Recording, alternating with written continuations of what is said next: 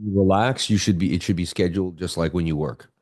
And you shouldn't break your relaxation schedule just like you don't break your work schedule. Like you should be as regiment about taking care of your mind as you relax as you are about, going after your dreams and working hard. And that's because you need to recharge your batteries, right? Goes to that old story that he says that I love hearing, but two guys that are, basically they chop down trees for a living and they both work the same amount of hours. But after a couple of weeks, every day, one guy, or one throughout every day, 1 hour a day, one guy stops and comes back and he doesn't work for an hour. And at the end of the week, he's the guy that's cut down more trees. And the other guy's like, why? Like, I always see you leave. And he's like, well, what are you doing? He's like, well, I'm sharpening my saw. Right. And so, because the other guy just keeps working, never sharpens the saw. Right. So it's the old idea that you must take time to recharge and rebuild to keep moving. Right. I do work 7 days a week, but that doesn't mean there aren't pockets of time throughout my week. I found like there's days around the market, right? Like I don't love to trade Mondays throughout the day. So that might be a day where I might go for a bike ride in the afternoon to rest my mind. You know what I mean? Whatever it is, like you'll find pockets of time, So I do work 7 days a week, but definitely, and again, I think that's important too with the market the way it is to kind of talk about how we have to relax our minds.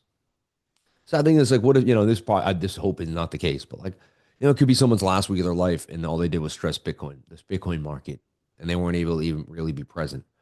You never know. So we have to remind, like, the markets are great. We know we're heavily invested in them, but we always have to remind ourselves, like, we're a human being living this life, and it's not easy, but we got to detach as best we can and enjoy the moments, no matter where we are in our portfolio, no matter how much money we're up or down.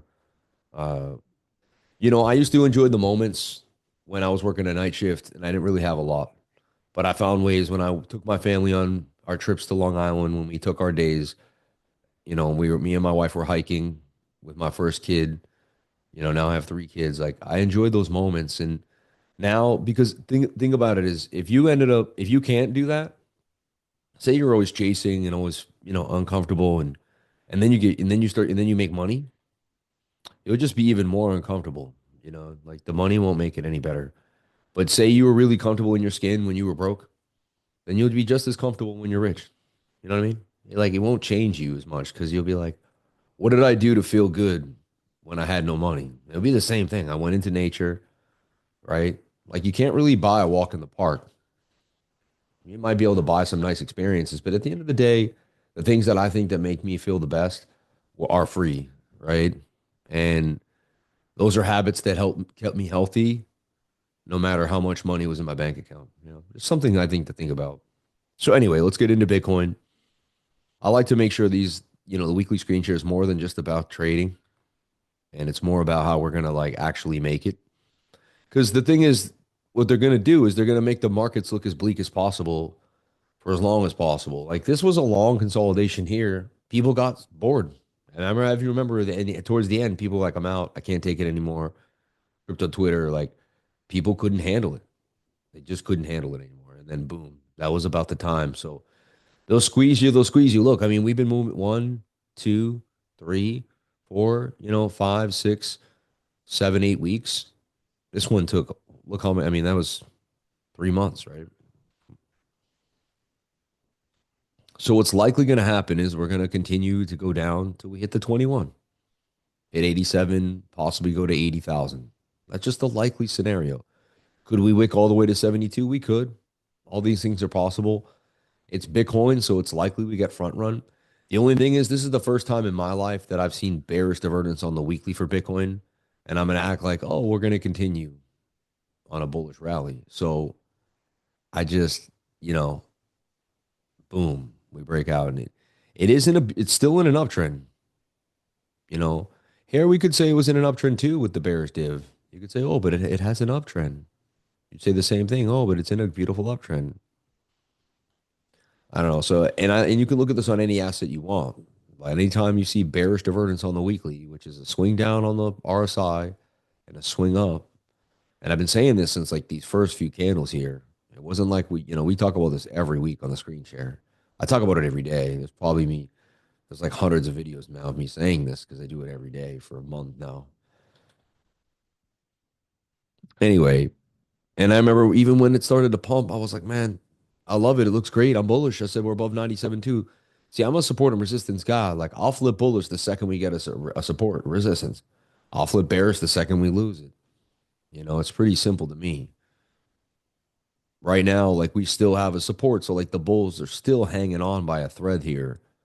But see how we lost this bottom? See where these two candles met? And now you got a weekly that's going to close below. See, weekly support and resistance is really important, I've learned too. And it's important because a lot of people don't pay attention to it. It takes you to about 4 to 5 years in the market to really care about a weekly candle. For me, like I looked at the weekly candle on and off for like, I don't know. I didn't even know it existed for my first 5, 6, 7 years. You guys are getting like a great education because I didn't even look at the weekly candle. I had 10 years in the market. I didn't even know what the weekly candle was, you know? Picture me, I'm 22, 24, 25. My first stock I buy, just opening up an E-Trade account. I have no idea what I'm doing. Then I have this options. It was called something options, if I remember. They eventually got bought by E-Trade, and that was when I started trading. And before that, I wasn't like huge on the charts. I was looking at price action every day, and I could tell when, oh, this has been 30, this has been 30, now it's 22. Like I literally would just look at price action every day, and that's how I could. But eventually I got into the charts and started understanding them. But that was up until like, 3 to 4 years of buying and selling things. And so I'd bought and sold stock and swung traded and traded, but I wasn't. Then I got into stock twits one day. I hit the link to stock twits, and then there was links to charts, right? And then you hit the links, and you can't see certain things unless you sign in. And then I'm seeing Trading View, and then I get into Trading View, and then the rest is history, right? And then I get a Trading View account, and then I start. And stock twits really pulled me in. I don't know if you guys know what it is. I don't know if it's still around. It probably is, but it was like a forum where everyone hung out and talked about stocks, and you could go into a room for each stock, which is kind of cool. So each stock would have its own kind of like, and you could kind of get a sense of what was happening by like ticker. Like certain tickers would have a lot of buzz that day, and people would be talking about it. You'd be like, well, that's probably gonna might move. So it also kind of gave you a little bit of catch in the market with the social media score. In your own mind, you could see kind of what was happening. So anyway, I see bearish dip for Bitcoin. It told me that we were likely going to pull back. It's now been 4 weeks, really. I've even saw it here, but we got that pump. But now it's been about 4 weeks, 1, 2, 3, 4, closing this weekend, and tomorrow's Friday, right? And it just, I'm seeing this is supposed to happen, based on what I've done my whole life, or for the last 20 years now. When I see bearish divergence on a very big time frame, I've been a little like, I don't know, I've had like allergies all day. A little, I'll probably cut this a little short because I've just been like a little under the weather. It's probably the market got me sick, man. The market's got me sick. But swing up to swing up, swing down to swing down on the RSI. It's always a bearish divvy. I've just 90% to 99% of the time there's a pullback coming. Now, if we survive the pullback, it's in the most bullish market in the world. If we come back down to the 21, we're good. And if we create a bear market, I've seen that too. So, and I've told everyone, like every bear market I've ever seen for every big asset, it starts just like this. You have your moving averages very far apart.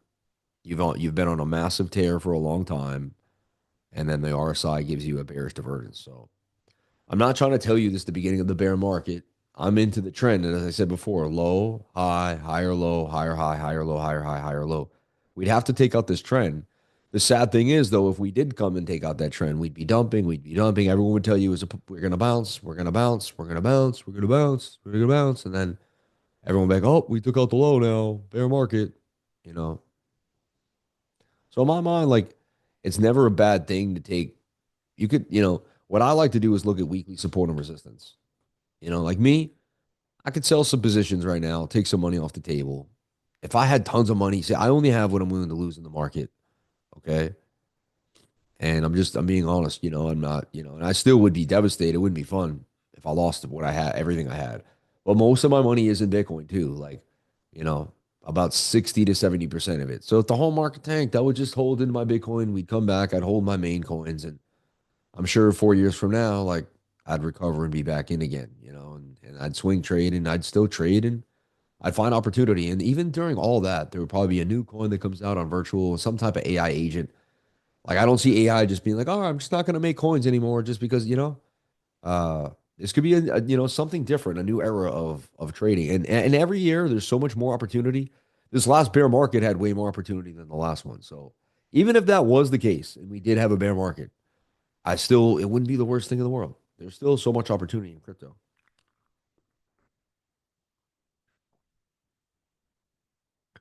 But yeah, I mean, you would see Bitcoin basically, to me, it would probably make some type of head and shoulder here like this. And then you would see it probably come back down somewhere to 35,000. That would probably be a bottom. That just would make sense to me, you know. You'd make some type of giant inverted head and not giant head and shoulder there. Again, that's high speculation. I'm not saying that's happening for sure. I'm just building a picture. That's the worst case scenario. All right. So you now know, like, that is the worst case scenario, period. None of us will be, 7 months from now, we're dumping and we're making that right shoulder. Like, dang, Now, like, let's get, so that's something that could happen. We look at the week, I look at the 2 week chart. 2 week charts, when you look at all the last bull markets, the 2 week chart just got above the dotted line and we had a huge move. You can see here, we got above the dotted line. That was our nice leg there. We came down. We got above the dotted line there, and that was our nice leg up. We came down. You can see like we're just kind of tussling again, like getting near the dotted line. And like you would assume like there's still some type of move coming here. You know, the 3 week chart, you can even see though, look at how it see how it even turned bearish, like the Stokes turned bearish right there before it even made it to the top line.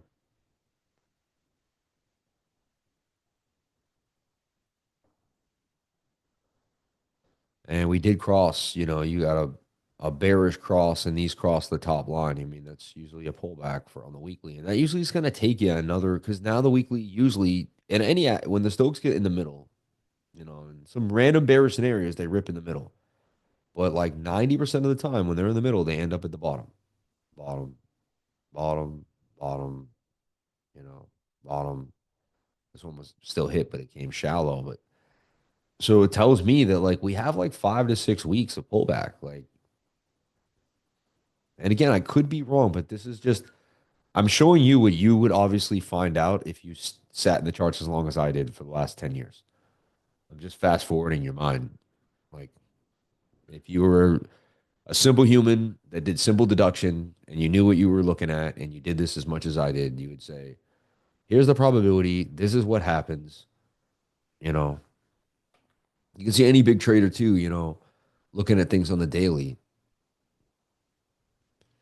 See, like, see how we lost the 50 on the daily, on the 50 moving average there, right? You lose the 50 there, like that's the beginning of bearish market. You lose the 50 there, that's the beginning of a real nasty pullback on the daily. So this would be like the first time Bitcoin loses the 50, but like, one thing I'm seeing that's a little different. Nah, it looks pretty much the same though.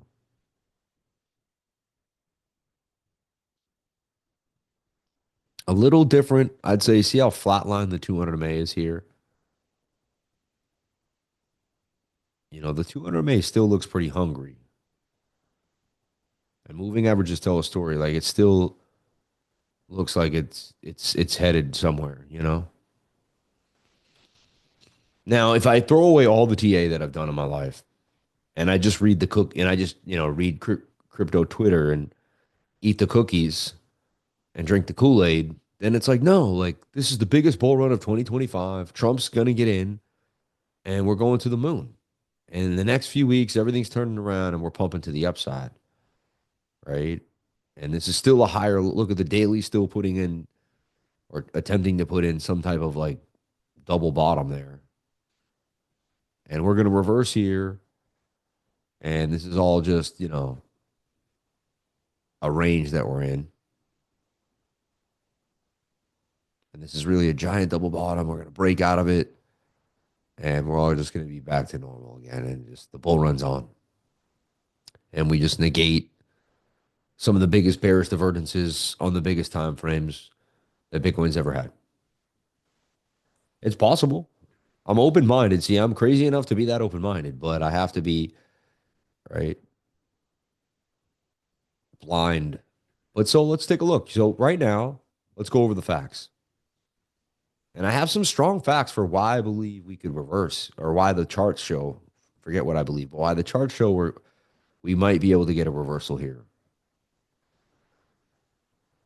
Number one, the 3-day chart showing green from a bottom at 92.4, right? But we're not that far away from it anyway. So, but that's your first kind of little step.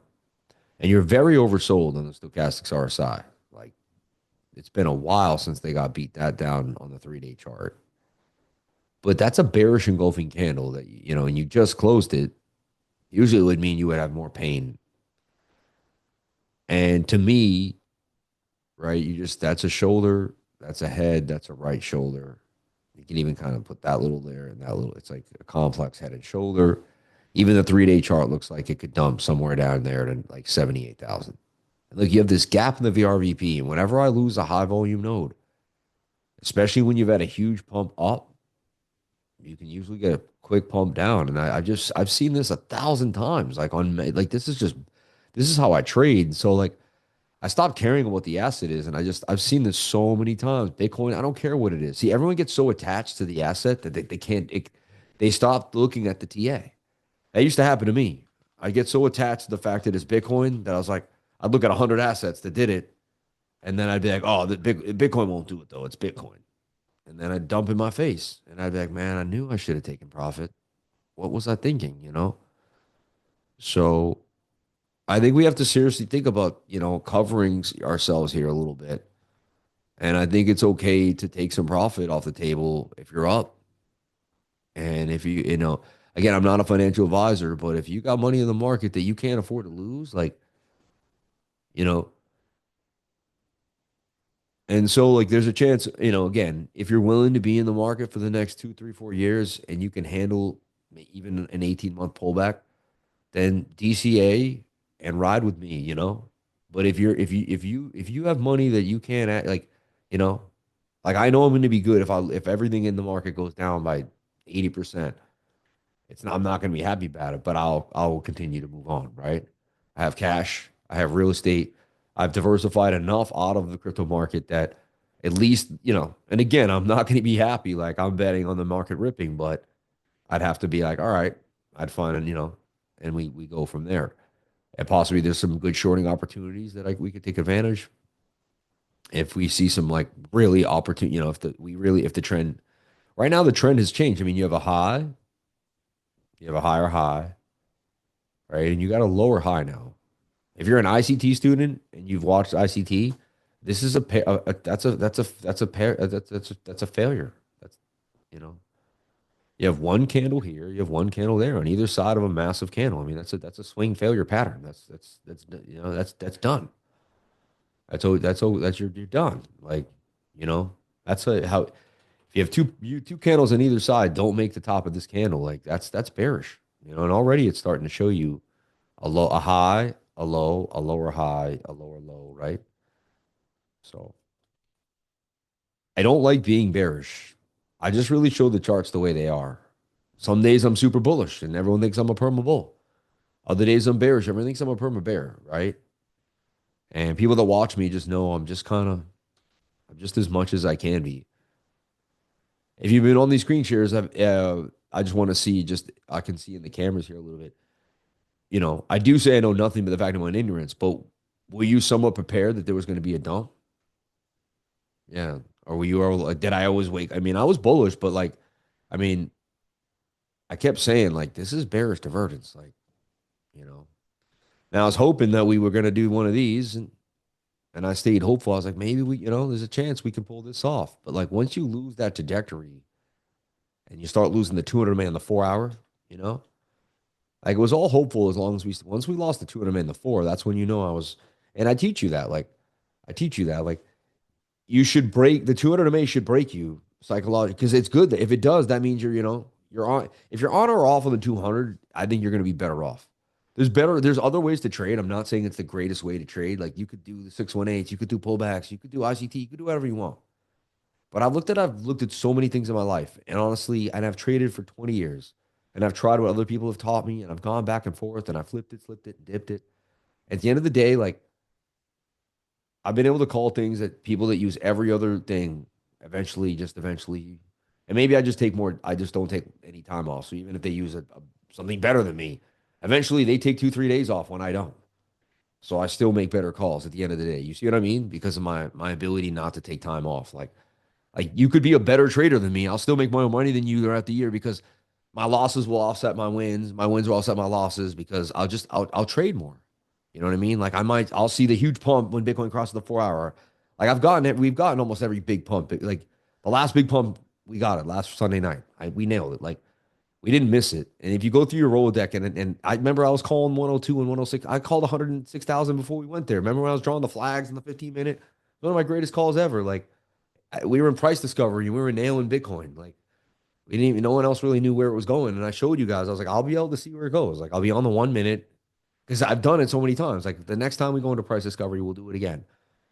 Those are the good times. We do have to remember the good times when the adrenaline was rushing, when things were pumping hard. Like, and we're still really high. Like, look at the chart right here. Like, we were just down here in September, man, October. Like, this market moves so fast, we forget how much we've been through. You know, like the end of the, we were, it was just the end of the summer, and we were like, what's going to happen? It was 54,000, and no one knew. And somehow, like, honestly, I don't even remember the last 3 months. They've been like, I bought my new home, I moved in, and it's just been like October, November, December, boom, gone. The anniversary of my mother's death. Like I can't believe she's been gone for a year. It's so weird after the first year when someone passes. You're like, how has it been a year already? And like you look at the plants that grow, you look at how the seasons have changed, and there's something about it. It's almost like you can feel them in the dew. Like, or you go to their favorite places, you feel their parts of the seasons that my mom loved, and you just like I could just like feel her in the flowers. But so a bounce here. Let's go back to the 3 day chart. So I mean it looks like a double top M, a slanted M that just wants to dump us, right? A lower, and we might just get it would be cool. What if we just make a chunky flag? I'm always optimistic for Bitcoin, of course, because I own so much and I would love to see the best thing happen to it, right? I think I'm always going to be a little more bullishly biased. But I think that's when you see me bearish, then you have to really start to think. I am the most optimistically, bullishly biased guy in the world. I want Bitcoin to soar. When you see me start saying I believe we're gonna pull back, like it's kind of like because it has to go against everything I am. So that's how you know I'm a TA guy. Like I'm not on my emotions or my. So if I told you how I feel, I would never be able to say those things because I don't want Bitcoin to dump. Like I don't want to see. I don't want to. I can't stand going live and telling you guys. I don't like showing my short wins. I guess I gotta say I gotta love everything in life and always be positive. So I gotta say I but you can make money either way. But I mean, come on, I've been buying Bitcoin since it was 350, $1,000. Like, you think I like shorting it? No, like that doesn't make any sense. It's like if I was building a building for the last 20 years and then like I had to take pieces of it off like every once in a while. Like, why would I want to do that? You know? So when I start telling you that it doesn't look good, like I think it's like a more heightened listen because you have to be like, man, it's the last person that wants to say it, and he's saying it all day on live things. And it's also because I honestly I gotta be somewhat correct. Like even though I say I don't know what's gonna happen in the market, last 2 days I said, yo, listen, I woke up in the morning, I said, I don't know what's gonna happen, but the probabilities are short. Like that doesn't look good. Like we've been short since Tuesday morning. When I first, you can go watch my Tuesday morning update and you can see I'm like, it's a bear flag. The likelihood is that bear flag's going down. I was like, I don't know what's gonna happen, but the charts basically tell us what's gonna happen. So we don't even need to know, you know. The charts tell us. So the 3 day chart, it doesn't look amazing, but look, there's a glimmer of hope with this green candle, right? Just a glimmer. And it seems to line up somewhat close to this. You could say there's a little bit of support where these two candles, and we almost, I get, I give it a little bit of support there, 92.3. And could we bounce? Hey, that was a nasty dumb down. Usually there could be, even if we're bullish, bearish, we could maybe come up and come down again. I look at Bookmap, and Bookmap still got all the liquidity to the downside. Says it wants to take us down all the way to 90,000. Oh, I got the funniest story for you guys too that happened today with my family. I got to share with you. Such an interesting story. I think you'd be pleasantly, you'd be like, what? Very weird. Involving a $2,000 ring. All right. Just to entice you. All right? Pretty interesting story. All right. So a bounce off the 3-day chart here. Oversold in the stochastics. I got to do something to keep you guys here. The market knobs. Got to make you laugh. So we got this, and then this, I mean, how this is just a wacky channel, it doesn't look good until you put it in a head and shoulder pattern. Then it makes complete sense, right? Then you're like, because like for me, TA's got to make sense, right? And like, I mean, that makes sense. Like that's textbook. That looks beautiful. And I'll tell you what, Bitcoin is so textbook. Like I remember the last time everyone said, I'll be honest, this is crazy, but everybody said right here we were going to 100K. They screamed and yelled it. They all were like, we're going to 100,000. But look, like a high, a low, a higher high, higher low, higher high.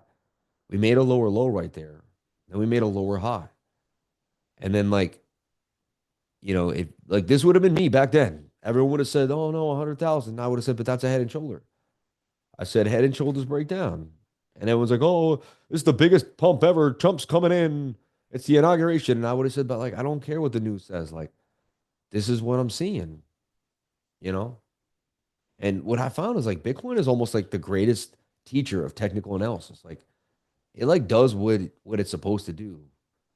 Look, right here, the bears. This is the same pattern we're in right now. See this? Look at this ugly pattern. And you can see like the head and shoulder form. This one is a little more twisted, but there it was there. And it kind of makes multiple shoulders. And that thing was gone. And then look, then it made another head and shoulder pattern just to let you know. And it makes a bear flag. And it just keeps making, and if you keep your support and resistance, like if you know me, before this even happens, I would have put my line here and I would have said, everyone, if we can't get back above 45.4, expect more downside, right? Because, like I was taught by a master of support and resistance, a guy that that learned from others. And I listened to him every day for 5 years. And I used to think he was such a pain in the, I couldn't stand his updates. Oh, he was always supporter. And I'd be like, man, and he'd always say it was about to happen. And he was right like every single time, man. My mentor, like, I was like, how the heck is this guy right every time? You know what I mean? Like the night before, he'd be like, Bears div, like, pay attention, likely to come back down to this key level. And like, you know, a week later, we'd come down to the key level, right? And now I know how he did it. He just did exactly like I did. He just does he just did the TA. He didn't break, right? So he taught me the same way, man. I had one of the best teachers in the world. Like he's disappeared. I can't talk to him anymore. I know what happened to him. True story. But that's a book right there. But so yeah, so like head and shoulder pattern. And again, 32% of the time it doesn't break down and we do rip out, right? So we got a squeaking chance here. A squeaking chance. This is a triple bottom. We somehow bounce out of this and somehow, some way, Bitcoin finds it's like this is like some type of falling wedge here. We bounce back to the top of the channel. I'm the most optimistic guy, and I've seen anything and the most amazing things happen. Hey, the Patriots won from 28-3. As funny as like, and I know it's just the Patriots, but that night was crazy. And whether it's scripted or not, whether it's wrestling or not, whatever they do, because I think some of that stuff is fake in football, but it has to be, right? I mean, come on. So much money on that, so many bookies, but the bounce, right? And what would make sense is that they would bounce it, right? Because they got everyone in fear, they got everyone freaking out, so they got tons of stop loss. Now the average guy that knows nothing is going to open a short right here. Now the sad thing is sometimes that's like this last time, everyone can see it, and it does go the way it's supposed to go. That's the one weird thing, like there are times where everyone's like, "Oh, we're bearish. We've lost the trend," and like we are bearish. We do lose the trend, like but everyone's like, "Oh, it's not going to happen because that's what everybody said." And it's like, well, Like everyone called 100K, we got there. You know, you didn't have to be a genius. I mean, I was calling a long time ago, but you know, a lot of people did just jump on the bandwagon, just 100K. You know, but everyone called it, and it did happen. A lot of people say it's not going to happen because everyone said it. Yeah, well, that actually did happen. So trading is funny. You can't always say because everyone says it's going to go that way, then it doesn't. You know, it's interesting. But that's why and that's why you do look at Bookmap. And Bookmap suggests that there's still a lot of people that are just in denial. They're still in denial. That's what Bookmap tells you. Because if everyone was on to this head and shoulder, then the shorts would be here, right? Above. And there's really not a lot of stops up there. So it tells me that everybody still believes like we're gonna bounce. Or they think, 90K is the holding point. If we lose 90, then they're out. But like they see, look, there's a glob of stop losses at 90 and 88,000, all the way to 87.6. It even trickles down into 80, 86, and possibly 85, 8. So that says, hey, again, that's not 100%. I'm piecing the story together. Again, today the markets are closed. So tomorrow's going to be garbage. It's going to be a low volume Friday. The markets were closed the day before. Like I've never expected anything out of a day like that. So I wouldn't go hard with my leverage account, unless I see something. I mean, again, today we still had my model flagged twice and actually had two pretty good trades. But if you're disciplined with the model and you know how to trade it, attempt it, but you got to be like really quick with the stop and be pleasantly surprised if you get that extra pump. You know, I go for little bits, and if I get the extra pump, so be it. We still won that trade live, and the second trade got taken out though. So, but so this would be a bounce, right, on the daily out of a falling wedge. Falling wedges break up 68% of the time. You've done for 3 days straight. Would you get a bounce back to the top of the channel? This is possible. You're on some type of support here. This is a support that Bitcoin seems to like.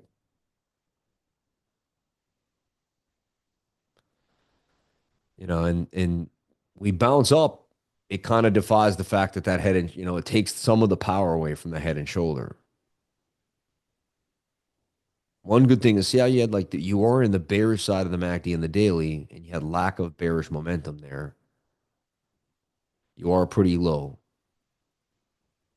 22 hours says you could possibly bounce. No real bullish div though. Yeah, I guess you could say it's a very slight hidden bullish.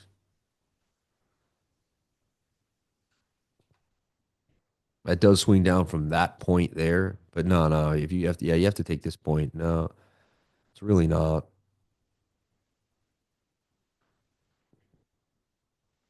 The 12-hour bouncing.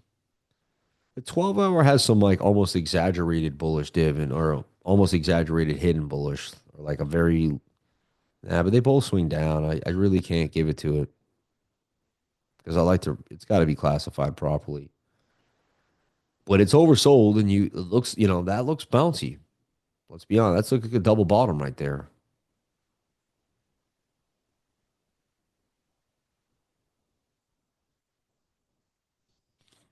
Boom. Remember, I called this 1 hour. It bounced up here. I just took the money out that trade because I was like, and then lo and behold, it did start to dump. But then it bounced again. And this is a very, and this is what has me believing that this could be our bottom. This is my detective story on the bottom here. The last couple times we went really low, and I bought right there. I remember we went really low, and I bought Bitcoin. And right there in that wick, I bought some Bitcoin, and I bought Bitcoin here. Right, the only last big buys like the 5 grand, 5 grand. Think about 5 grand each time. And so I've been watching. As I was watching, oh, what did I do? Yeah, I've been watching the RSI on the 1 hour. And I showed this in the live, but I'll show it again just to kind of break it down. And what you want to do is, because there's a lot of noise up here, there's a lot of talk, there's a lot up and down, there's a lot of people saying a lot of different things. So I like to kind of zoom out and just look at the facts, right? And the facts tell you. So you really want to focus on this dotted line on the bottom of the RSI. See, just looking at it. And you want to see, like, look, that was like a really low point right here. And we dipped, like it was a nasty dip, 60K. We came down, we dipped again. But definitely was like a great buy opportunity. And that was when we went another time right there, below there. That was a dip at 57 before. That was like one of the last low points you could buy before we eventually ripped.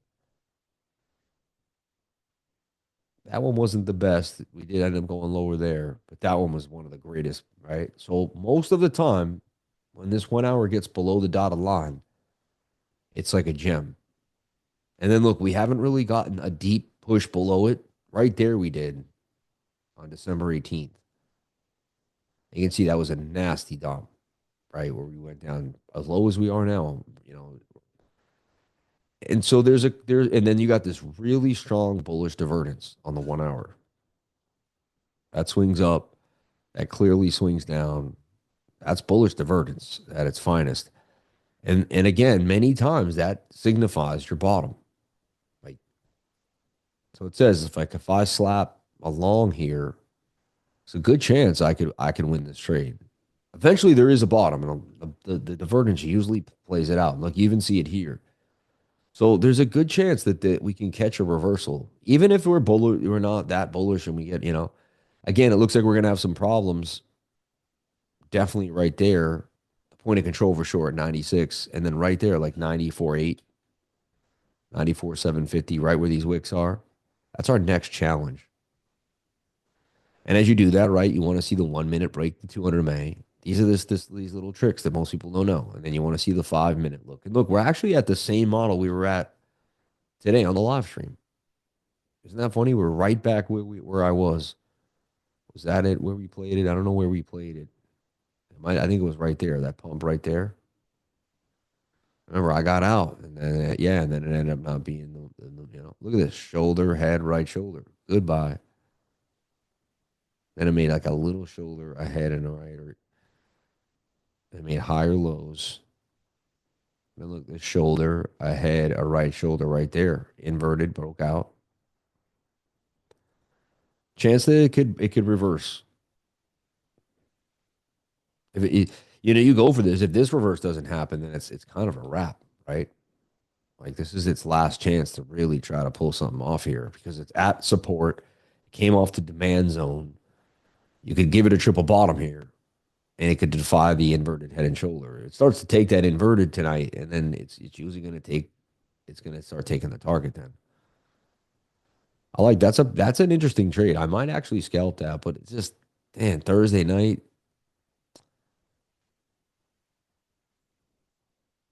But that's interesting to me. That's my model. The 21 crossing the 200 above the 200 MA, and then you usually get, you know, even if you don't get a big pump, you get a some. Even if you don't get follow through, you get a pump.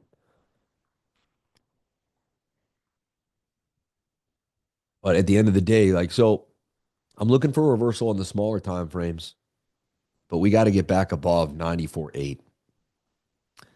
So you could almost like I wouldn't, you know, some could say I wouldn't even long till we break above the 15-minute 200 MA, and you see a flag. It's like the more sketchy it is, like if it's really awesome and there's a lot of market, then I take the 1 minute and the 5 minute crosses. When the market starts to get less like sketchier, then you want to wait for bigger time frames for confirmation. So like, what if we end up getting the same model here in the 5, but we get it here? We cross the 15, we come up here, the 21 pulls, and we make a flag here. That would be a really nice trade. Again, that would take way longer to play out. And if you got into the trade, it would take longer to hit the target, right? These are scalps that would be quicker. But so once the market gets a little sketchy, I can zoom out. Or if I'm feeling uneasy, or if maybe one of my, you know, someone an edge that I have just doesn't feel the same, and I'm like, you know what? Market's giving me heebie-jeebies. Like I'm not getting that confidence I usually get. All right, then I'll wait for the 15 minute to give me that. There's a little bit of FOMO there because I'm like, dang, I see it pumping on the smaller time frames, but yeah, that's where you have to have control of your emotions and not just do whatever you feel. Just because the smaller time frames are pumping doesn't mean you have to get into them. All right.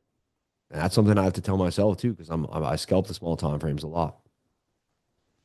And say, hey, just wait for the 15, be a little more patient tonight. So that's something I may do, right? I'm talking to myself when I talk to you guys too, because I'm talking through my own strategies. A nice bullish div on the 15 also adds the fact that there could be that's a nice bullish div right there. Price swinging down, that swings up.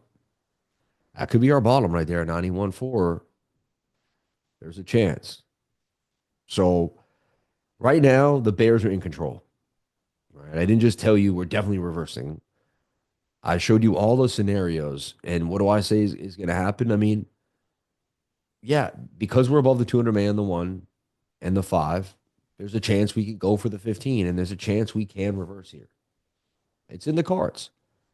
It's there. It's like the first step of a long journey has begun, right? We've identified bullish div on two time frames, the 1 and the 15. We've also shown how the 1 hour is a lot lower than it's ever been on the RSI, right? So that's my like deep dive dig for the idea that, and that's your hopium for tonight, right?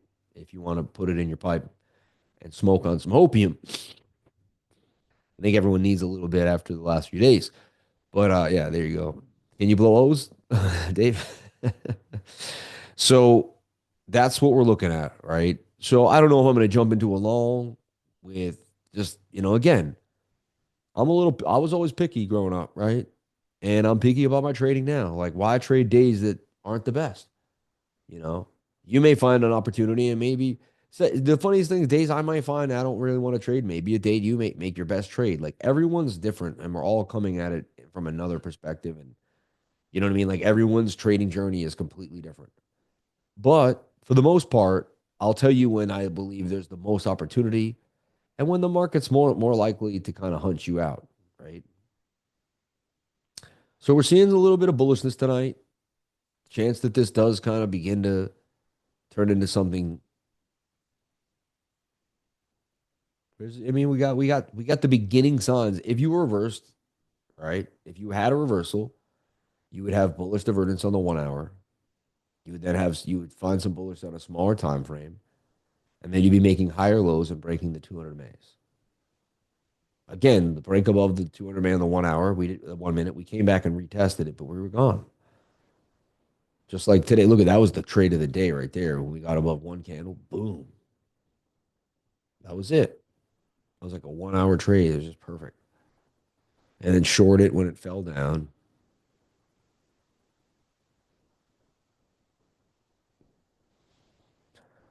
Long it when it breaks back above. Just sit on the 1 minute.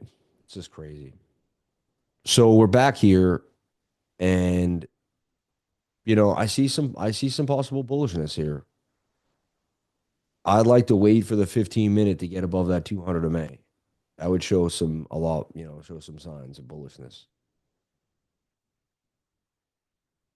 But there's a chance. And a real more bold, very high risk move is that you get in right here, right now, with a stop just below these wicks. I played out on the daily in the 3-day chart, even though it did reverse, but those did play out recently, right? And again, you don't have to go all the way to the top target. You'll see, like, again, I think a lot of people get in my as a leverage trader, I don't always go for the target mainly. Like I'll go 300, let's say I'll go 300 for 1500. And boom, boom, boom, boom, boom.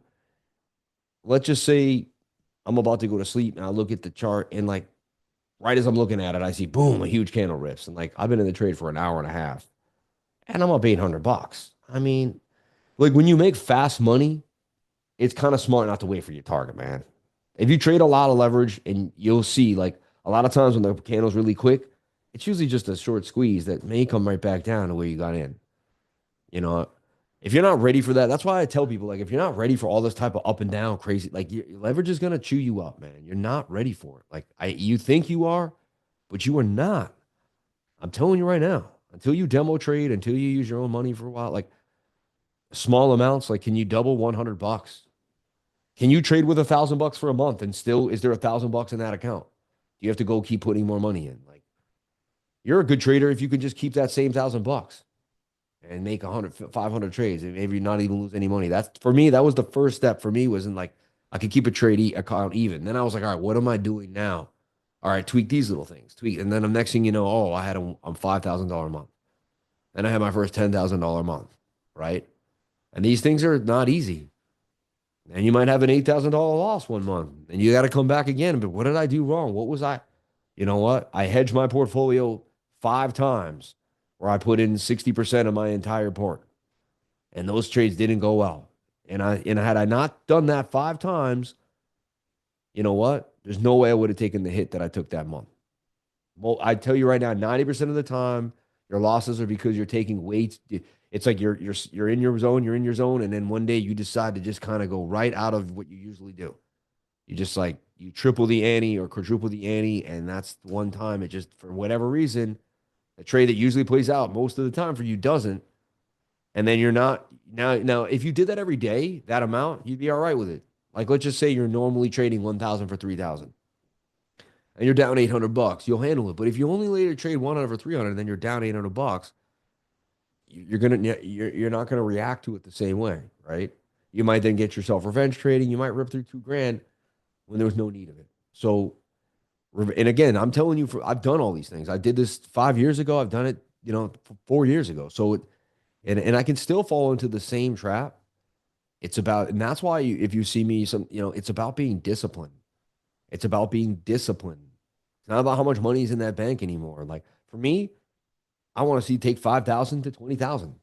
Right? To me, that's harder than, that's hard. That's way harder. Like, and I can still make 30, 50 grand a day. Who cares? I want to take 5,000 to 20,000. Like it's not about the money anymore. It's about the structure. It's about the discipline. It's about can you do that? It's a video game to me. You know, there's people that get obsessed with video games. There's a multimillionaire that likes to play Madden, and there's a poor kid that likes to play Madden. There's a kid in college, and they still want to beat each other, man. They don't care about how much money's in the bank. And to me, that's how to me that's leverage trading is that to me. It became a video game that I don't want to, I just refuse to lose at. Like, you know, and honestly, to not lose leverage trading, you have to be the most disciplined. It's going to turn you into the most disciplined person you've ever been. Like you will be disciplined. I'm telling you. And that's why I tell everyone too, if you're going to leverage trade, like working out every day is very important.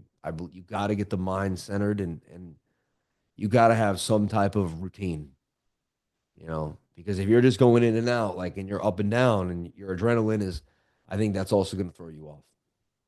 I think some people join my trading group and they ask me, is this, what is this? Is this Sean T beach body, right? What's going on over here? I came in for the charts. This guy's talking about working out, but I'm really trying to balance. I want you to have the greatest life ever. And if you get rich with me, but I leave you with no routine and you just like go back, people with no routine that get rich, that's like almost a disaster because they can go anywhere and do whatever they want. They usually end up overweight, doing a lot of drugs, right? It's just they feed into whatever they want. Um, I'm a pretty disciplined guy right now. I could eat anything I want. I find out there's a lot of seed oils, no matter how nice the restaurant is, certain places, and like I eat at home now more because you know it's just sad. Like you could buy whatever you want, but like if you don't have the discipline, you won't make it. You'll do things that will jeopardize your health, right? So I want to turn you people into successful people, and successful people are not just financially successful. They're successful in how they manage their bodies. They're successful in how they manage their home, right? Their kids love them, their wife loves them, they got a good life. They're successful in friends, they have relationships. They have a good relationship. Again, I don't like pushing God on other people because I used to never have a great relationship and I didn't understand. So people came, oh, Jesus to me, and I'd kind of like walk away. So I never want to do that to someone else that like likes me for me and my show. But I do have a great relationship with God, but I don't force it on you. Like if you have one, great, we can share that. But I don't force it on anybody. I don't force Jesus on anybody. Like if it's for you, it's for you. If you believe in loving other people, you want to help others, you have a positive light inside.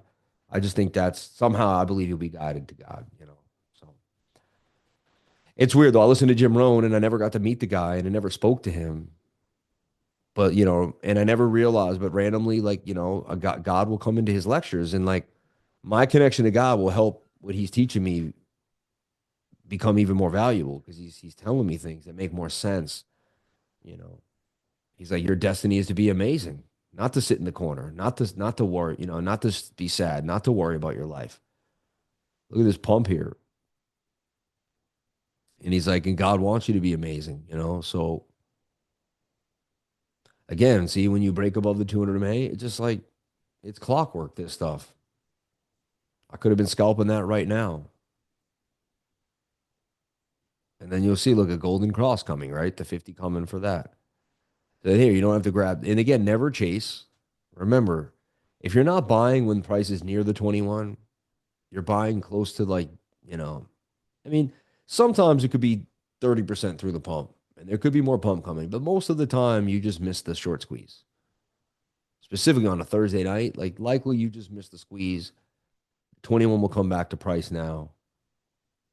You always got to remain calm. The 21 will keep you calm. It keeps me calm. Like without that 21, I would have chased so many green candles in my life. But one day I waited and it came back. And then I did it again. I did it again. And now I know that 99% of the time that thing's gonna they're gonna hang out somehow, some way. Whether it's gonna if it's gonna pump up like this and it's gonna pull the 21. And eventually they're gonna hang somewhere here. You know, if it's gonna dump or sideways, it's gonna do that. That's the most healthiest thing that you want. If it does that and then the Stokes kind of reset, or they even just stay up here and pump, great. And then like the more bearish slash bullish is like it comes down here, but it retests the 200 on the five. Oh, that's what we did today. Remember, we bought the bounce. That's what we did. Remember, we bought this bounce here on the live stream.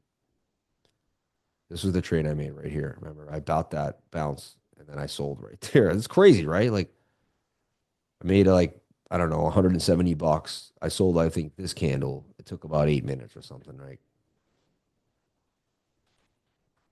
And then boom, that was it. Then we lost the 200 man in the 1 minute, like right there. And then right there, I just threw a short in with a stop up here.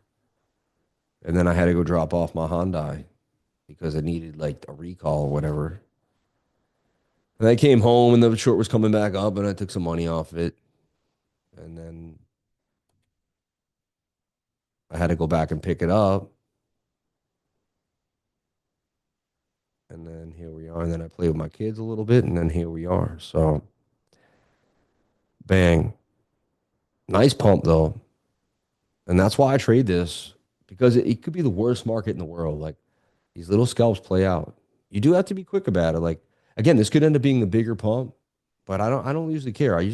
I try to get between 100 and 400 bucks out of these moves. Depends on how big how well the market. If the market's really bullish, I get more because I'm more risky. If the market's not that bullish, I get like 100, 200 bucks. But again, it's a great way, and I use like 1,000 bucks to do it at 20x leverage, right? Today I did two different, one at 1,000, one at 2,000. I think the one trade to make 180 in about 8 minutes, I used about 1,200 bucks at 200 at 20x leverage, right? And again, use demo all the time until you get comfortable. So you know how to use the swing, you know what you're putting in, you know how to check for your liquidations, make sure that your stop loss is above it or they're not too close. There's just things you want to be doing without even thinking about it. Like now I know, I just get into my trade. But that took me like a few months to get really comfortable. Like it wasn't something that just happened overnight. So, and even that's like it comes with time. This is bullish. Nice little reversal here.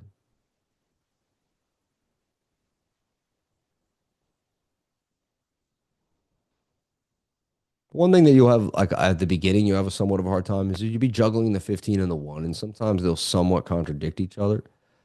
In that case, I was just like, I either pick one that I'm going to stick with more, right? Like this, you might be like, oh, I'll just trade whatever flags. But for the most part, like that's why I zoom out and use the fit. Like whenever that happens, you could use a bigger time frame. Just remember, when you do that, you may miss the pumps in the smaller time frame. Just don't get emotional about it, and don't FOMO in. Like this would be a nice trade. Like that's interesting. Like the 21 would come in, we'd go sideways, boom. Target would take you to 94, and then this let's take it take you somewhere to 94.8. Remember, 94.8 is where we have to get back above. That's like a target of mine. This looks interesting. So it looks like we could get a reversal here for Bitcoin. I do see some possible long scalps in the small time frame. And the 1 hour looks interesting with the bullish divvy. And look, right when I said, see, I even just said, look, you can open up a trade on the 1 hour right there. Look, the entry was 93,000. That's already in the money. right? It was set up just like this. So trades could be simple. You don't have to overthink them. Like you can say, well, possible reversal. So there could be a reversal like this. There's the divergence. And you're like, all right, I'm going to nail this in the 1 minute. I have to get the exact moment. Or you could look at the overall picture and be like, all right, I'll just envelop this in a stop. Like I'll throw a stop here, I'll get in here, and I'll go for here. And like I'll just basically put my trade around it. You know what I'm saying? Like so my trade will encompass a bigger zone, and that reversal will be inside of that zone. So if we do get the reversal, boom, right? I just take this chunk. That way, you don't have to trade right here on the 1 minute because they might dump it and then pump it. And you don't, yeah, I got stopped out, but I knew where they were going. So if you get that feeling where you're like, you got that hunch, but the price action just doesn't make you feel comfortable, zoom out like this. Yeah, the trade maybe won't make you as much. Maybe you have to risk a little more on the lower side. All right. Another cool thing I do about this is 90% of the time when I do this, I dang well know I'm not going to lose here. So I'll put like maybe 500 for 15, or I might even put 2,000 for 10, for 6,000, right? I dang well know I'm not going to hold the trade to 6,000. And I dang well know I'm not going to lose the trade down to 2 grand, right? I want to see if the reversal is going to play out. Now, the next morning it plays out. I'm up like 800 to 1,000. And I take the trade and I'm already up. And there's my daily win and I'm good. If it doesn't go down, it may be late at night. Something doesn't go my way. I'm down 600, 500. I cut the trade off. You know what I mean? And so that way, when it does, boom, boom, boom. So like this is something I just recently started doing too. Just realizing like, man, in the last 4 months, I'm like, I can just trade bigger trades, but no, dang well know that I'm only going for the chunks in the middle of the trades. What it does is it just helps me avoid risk, and then I'm in control of my losses a lot more. So I don't have to lose 2 grand. And then if it goes my way and you let it rip, yeah, I mean, there can be, that's how I was at last weekend. I made 3 grand I made about 2,800 on Monday. I made like 600 bucks on Sunday. So maybe even more, but it was just, because I put a huge amount of money in the trade, knowing that I dang well wasn't going to take the big L. You see? And so it lets me, that's how I'm putting 100 grand in the leverage trade at once, because I'm like, all right, they get me for 10 racks down here, or I make, whatever, 50, but all I need is a little move here to make $1,000, or even there. And if it doesn't go my way or something goes wrong, fine, I'll cut it off for 500 bucks. You know what I mean? Yeah, you have to be willing to take some bigger hits. That's the only problem. Like, right? When you do up your portfolio, like think about it, like a trader that trades $1,000 portfolio and he gets into a trade 100 for 300, or let's say 50 for 150, and he's down $30 in the trade, it can make you sweat. But once you move up and you get 10 grand, think about it, sometimes you might be down 300 in the same position. Some guys are down 3 grand in the same position, but like they're trading bigger amounts so that, they just maybe missed an entry, or, you're not going to fine tune every single entry. Another thing about this is when I make a trade like this, I dang well know that the trade could be red. Because I'm not, maybe sometimes I don't want to sit there on the 1 minute and I don't want to find the exact place, but I dang well know the 1 hour looks good to me. But I might waste time sitting there fiddling around with that 1 minute all day. So I go, you know what? And I guess some of my biggest wins, I just slap a trade on the 1 hour and I go out to lunch, man. I'm telling you, I just do something like this. I go out to lunch. I come back up 800, 1,000 bucks, you know? I mean, you do have to monitor it if something goes wrong, right? Because you don't, you could get, if it's, again, but the point is the bigger trades that I do are on bigger time frames and I just kind of let them fly. And I don't stress, the smaller time frame as much, you know. I know the sad thing is when you know as much as me, it stinks because you know that you could have spent more time on the smaller time frame and probably got a better entry. But some days you're human and you just want to walk away from the computer, you know what I mean? So you use the bigger time frames. Like you don't like I teach you how to be surgically, detailedly but you don't have to do that every time. Sometimes I will tell you, you do this, the bigger one, and then you'll be like, and then you'll see the 1 minute loss, and you'll be like, damn, had I been surgical, I probably would have got out of the trade earlier. That's the sad thing about what I teach you. Like, I almost teach you too much. It's almost like it's a burden to know a lot. It is. And as you gain more in trading, yeah, because then you have to know that. And then it kind of competes with what you already know. That's why when I teach new students, I'm like, listen, use the yellow.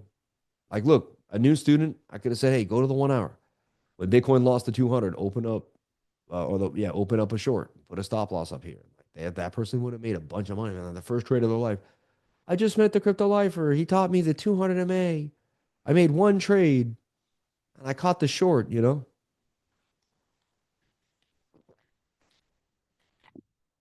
Like the simplest way to trade. It's funny though, even I get caught up and I miss sometimes the simple things. Like, look, the long right there. All you had to do, again, that takes patience, but all you had to do is open the long when the 1 hour broke above, open the short. Insane, right? And then if you wanted, you could have the bearish div, and there was, we lost the 200 MA on like the one or the seven here, and you could have traded those, right? And then there was other things, but or you could just wait for these crosses. It did it here too, like right there. It was boom, and then it never got above it. It basically bearishly retested it. Right there when it lost it, it was gone. Right there when it gained it, boom. And I don't know if you remember when we regained it, I said to everyone, I said, look at all the last times we regained it, and I circled it, and I did this on the live. And I said the 1 hour is what it looks. That's good to me, you know. We had fun trading this. There was a good, boom.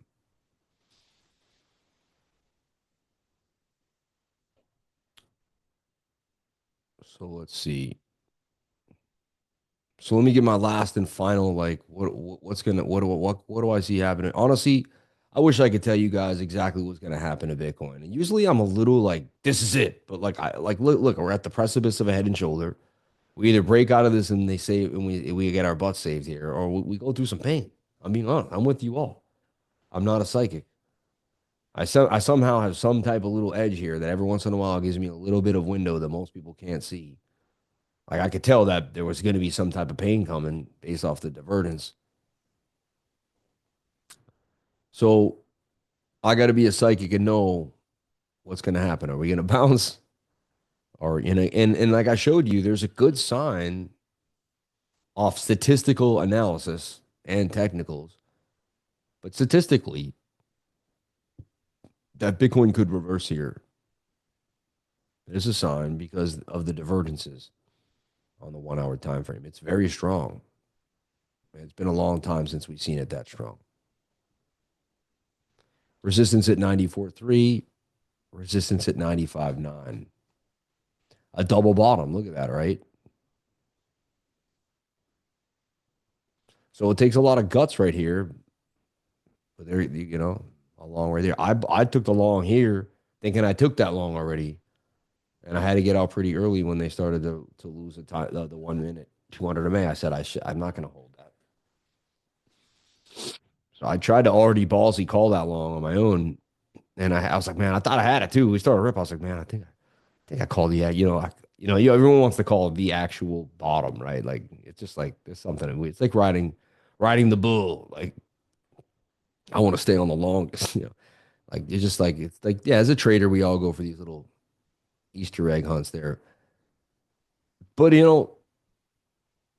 I still see that this divergence is strong. Now, if they deny this divergence, it'll be kind of like stepping on my heart. It'll be like, wow. It's like, man, it'll be kind of be like, I'll be like real hopeless. I'm like, well, that's it. That's like, because that's strong, and we haven't seen one that strong in a while. So if they deny that one and we don't get any push, tell you, man, I'm sneezing up a storm over here, and I usually don't sneeze like that, so I don't know what it is. I sneeze, but I'll sneeze like once, like then it'll be like a week or two where I won't sneeze again. I'll sneeze three good ones, that'll be it. I probably sneezed 30 times today. It's been like, while I'm driving, I'll sneeze, and it was like all day long. Yeah, so I see a double bottom. You see the W, right? They're not perfect. They're not like you learn everything textbook, but in the wild, they're all. But that's a double bottom. That's a W, you know, and it's a double bottom on a triple bottom, right? And then this is a giant double bottom. So you got like, just saying, like if you flipped it upside down, there'd be a double top. Like everyone would short that, but they don't want to believe it's bullish. You know, I love that idea, right? When you flip it upside down, I did that with Alt I. That just gives you like an idea to look at it against your bias and say, yeah, you know what? It is a rising wedge that's likely to break to the downside. If we take away everything you look, I mean That looks like resistance, resistance, resistance. That looks like a shoulder ahead or possible right shoulder.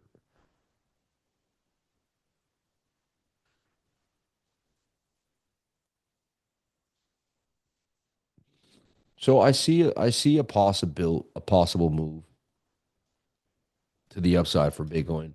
Even if we're bearish, I wouldn't be surprised if we maybe bounce up to the 90, 97.8, maybe even 95.9. So let's see. Can Bitcoin get above 94.8 tonight? Can you crack through the 15-minute 200 MA?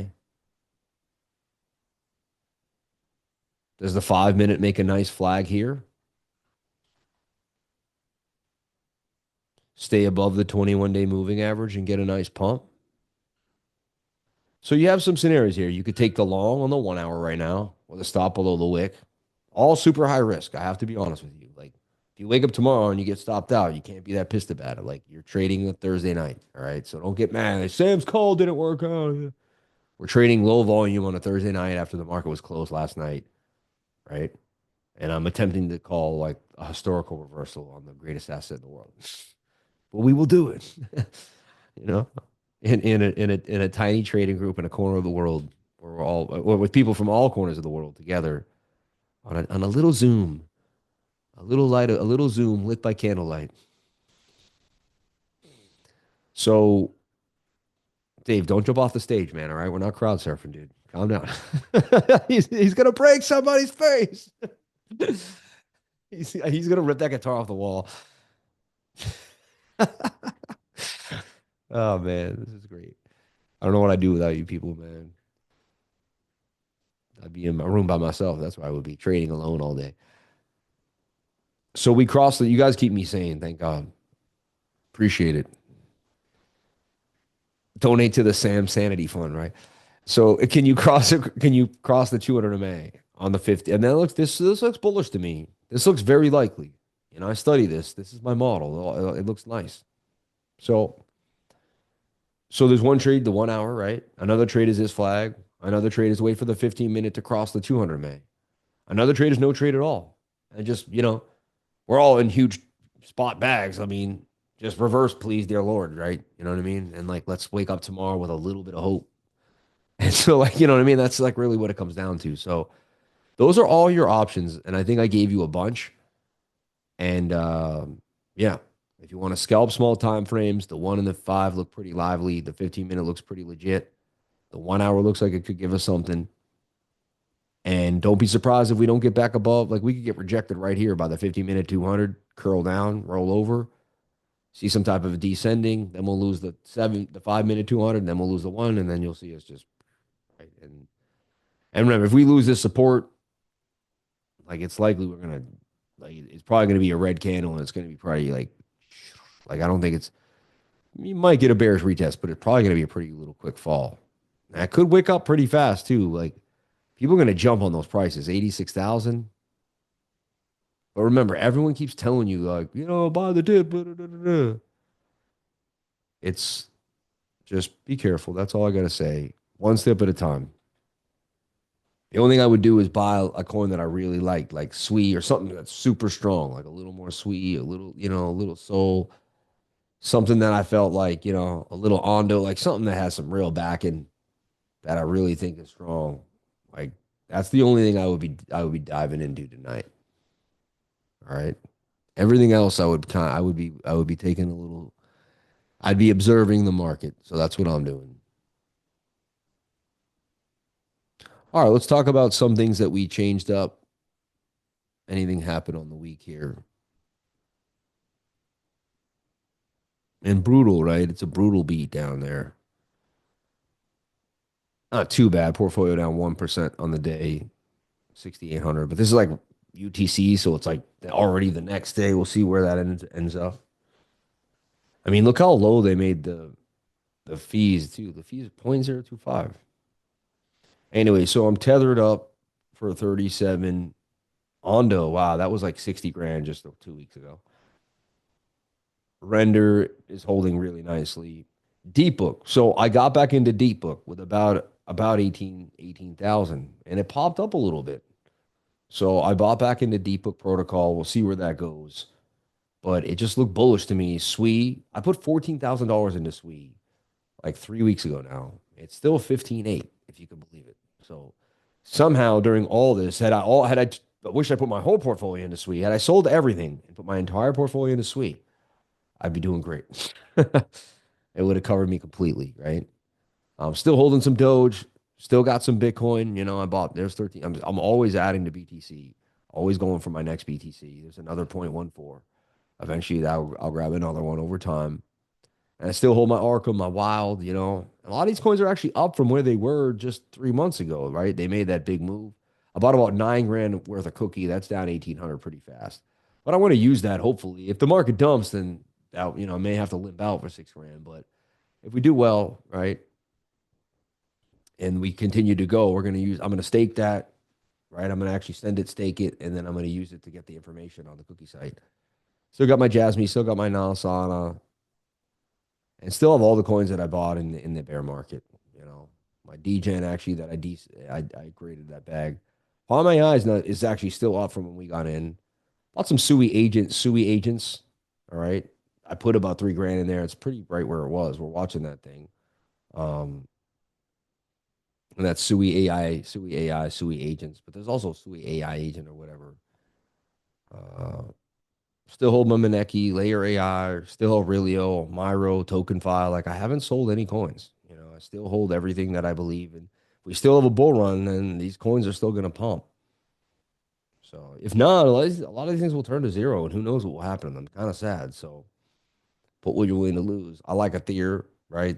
Decentralized, everything like nothing has changed in the narrative side, which is kind of always sad whenever you get these meltdowns, right? Because nothing has changed. Like these companies were building, things were going well. I liked what I was seeing with them, right? So, and there's Sui AI, you know, it's there's Sui agent, Sui AI, Sui DPIN, right?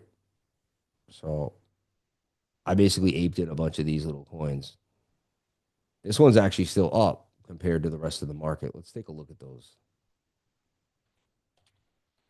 These are just like small, quick plays I'm planning to even that took a dump though. Look at that. 2 cents back to 4 cents.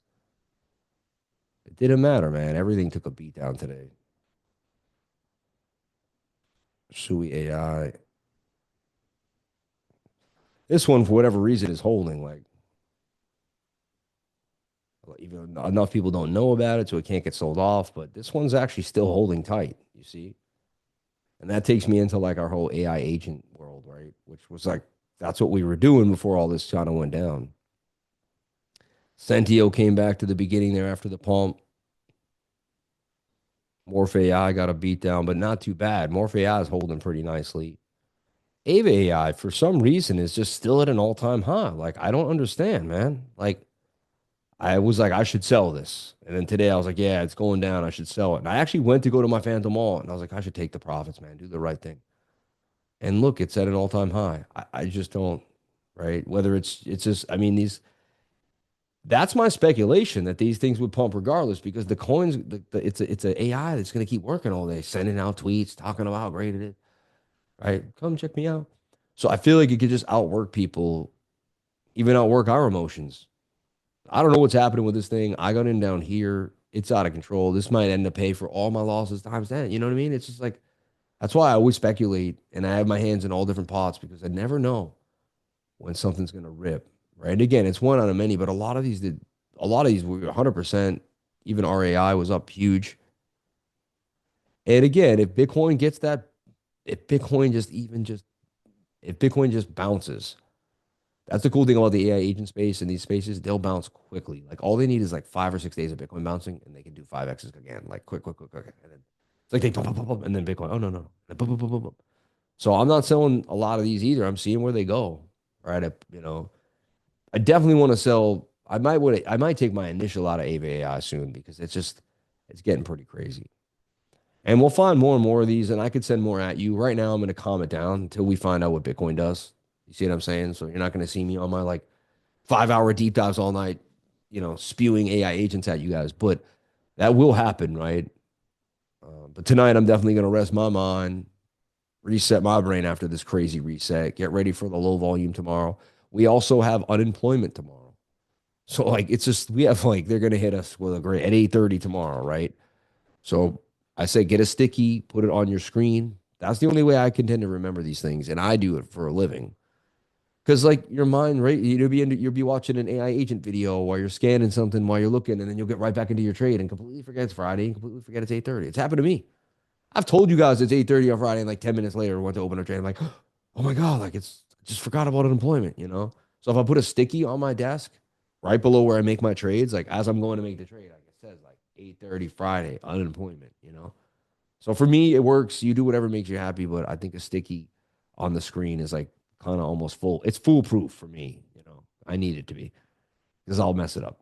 So unemployment rate coming, non-farm unemployment change and unemployment rate tomorrow, 8:30, also for Canada. So that's international if it's hitting both of us. So 4.2, they're saying.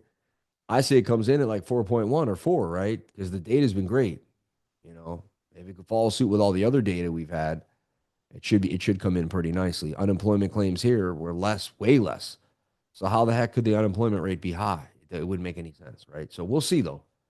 I'm guessing this will come in at 4.1, maybe even 3.9. Who knows? But I say it has to be lower than the forecast in the previous, which is supposed to be bullish, but then that says they won't cut the rates then.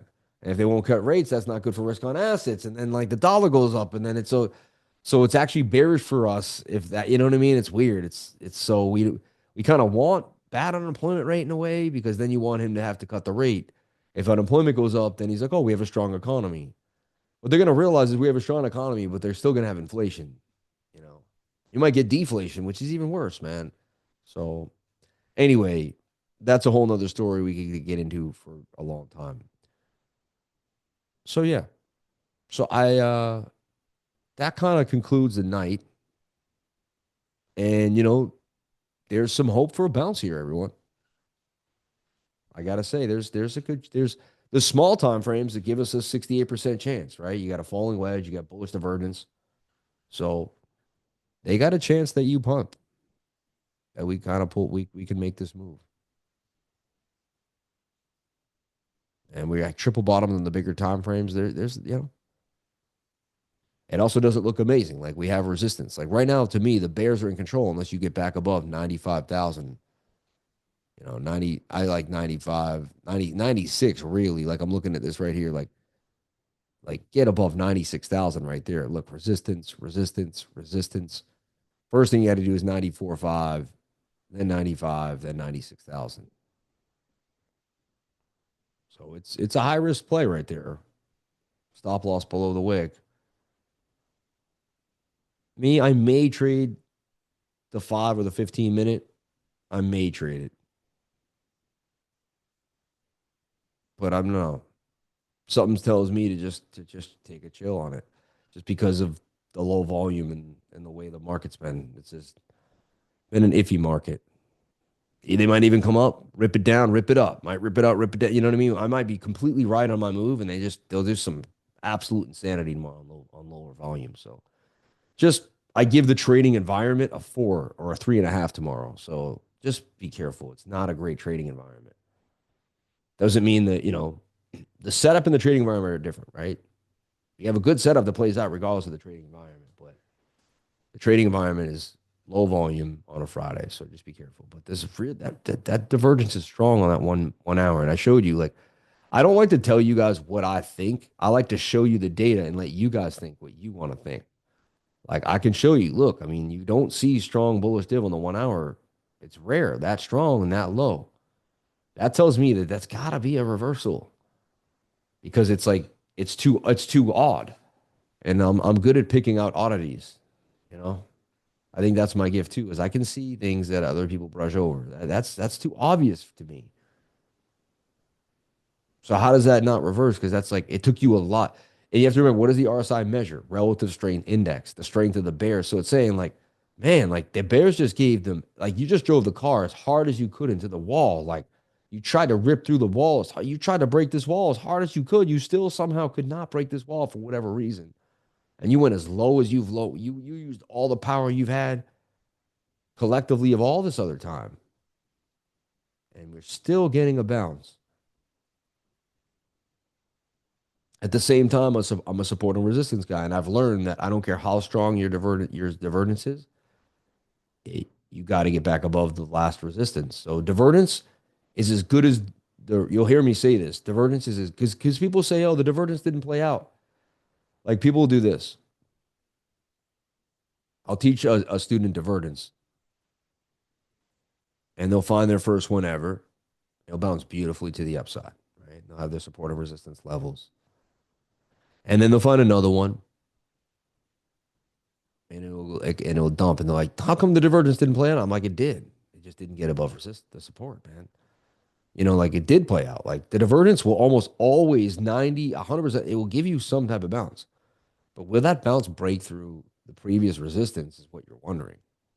Understand? So, like here, like we got really awesome divergence, but you got to get back above 95, 90. Because my times, I used to believe in the divergence and just long it blindly, and I understand why I didn't make it because I wasn't mapping out my support and resistance. Everything I teach you is because I didn't do it and I paid the price. You understand? Every time I bring something up to you is because I didn't do it and I paid the price. So I used to just be all about my divergences and forgot about my support and resistance. I used to be all about my support and resistance and didn't know my divergences. I realized that I have to know them both now. I have to understand, well, there's a great divergence. But when we get to here, now if we break through there, my heart will rate, ooh, we break through 96,000, there's a big gap. 96 basically is 101, you see? Because if you can get back above 96K, then you can gap back up to 101,000. If you can't, and so like, you know, that's really going to be, we get through, we'll call it even 98, but if, and again, it's the 200, right? It's going to be the 200 in the 1 hour. But you get above the 200 in the 1 hour, then boom. And I'm going to be back to where I was here when I was like, everyone along the 2 hour, the 1 hour. And when the 4 hour broke above it, it's crazy. That was just that long. We just called. It was like euphoria just last Friday, Sunday night. I just can't believe it. It's like everything was just, we were waiting. And then, yeah, it's like a Kiss concert, right?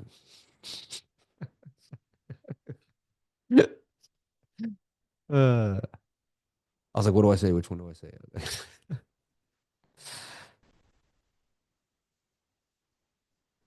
Speaking of kids, a guy that knew them kind of well. When I was a kid, my friend's father was good friends with Alex Cooper. Alice Cooper, right? Is it Alice Cooper, right? He has like a woman's name, right? Alice, is that? Uh, but I met him, man, a couple times, like in the parking lot getting ice cream one day. Like he's just hanging out, talking to the guy because they were friends.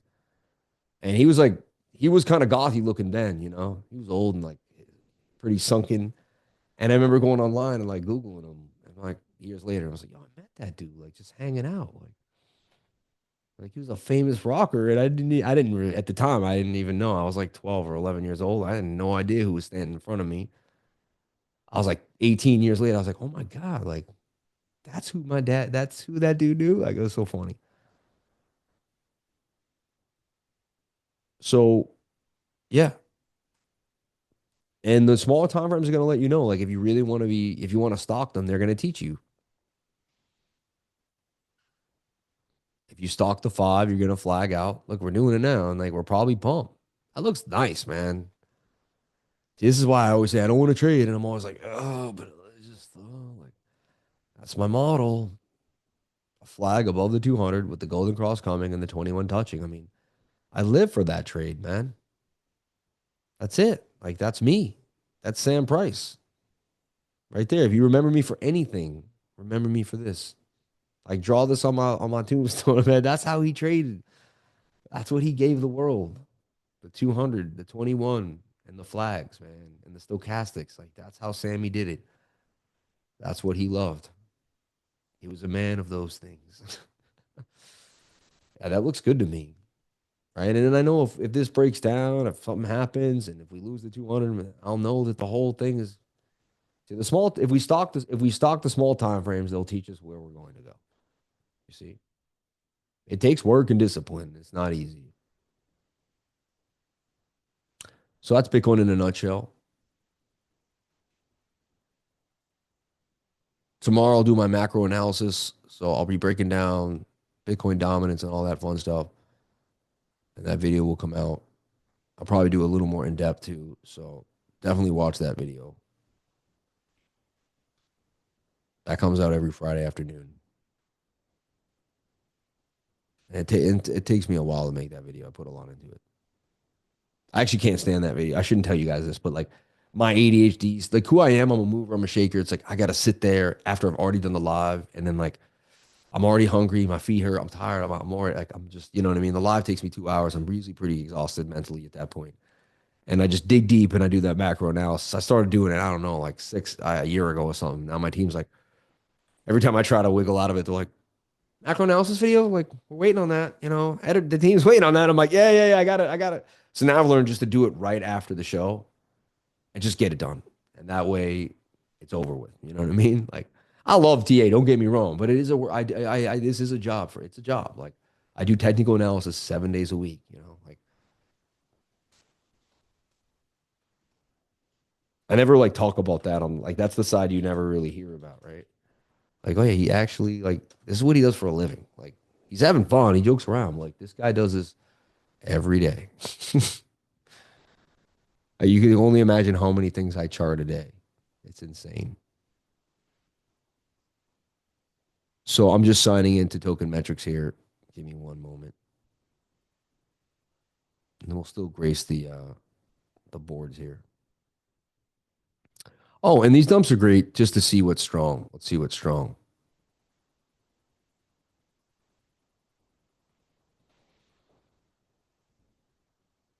Kika's still up, really, after all that.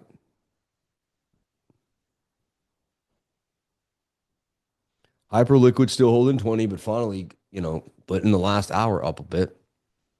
This is one of the strongest coins in the game, AI16Z. If anything bounces, I think this one will. Virtuals, same idea for virtuals, right?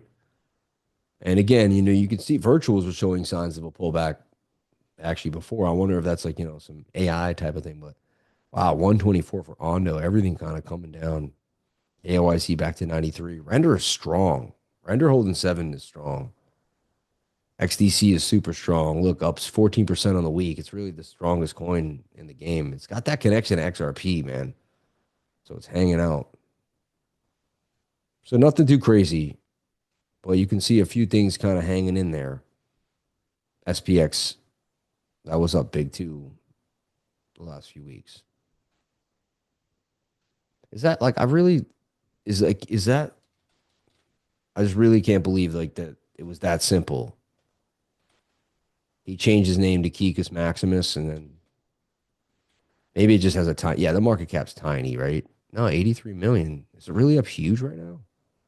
No, all right. That was like some tiny way. So you be careful. You go to Coin Market Cap and you like FOMO for something like nine, you know, but you'll find it's like some piece of garbage, tiny thing up like not, you know what I mean? Don't fall for things that went from 10,000 to, you know, 300,000 market cap, and that's a 30x. It's like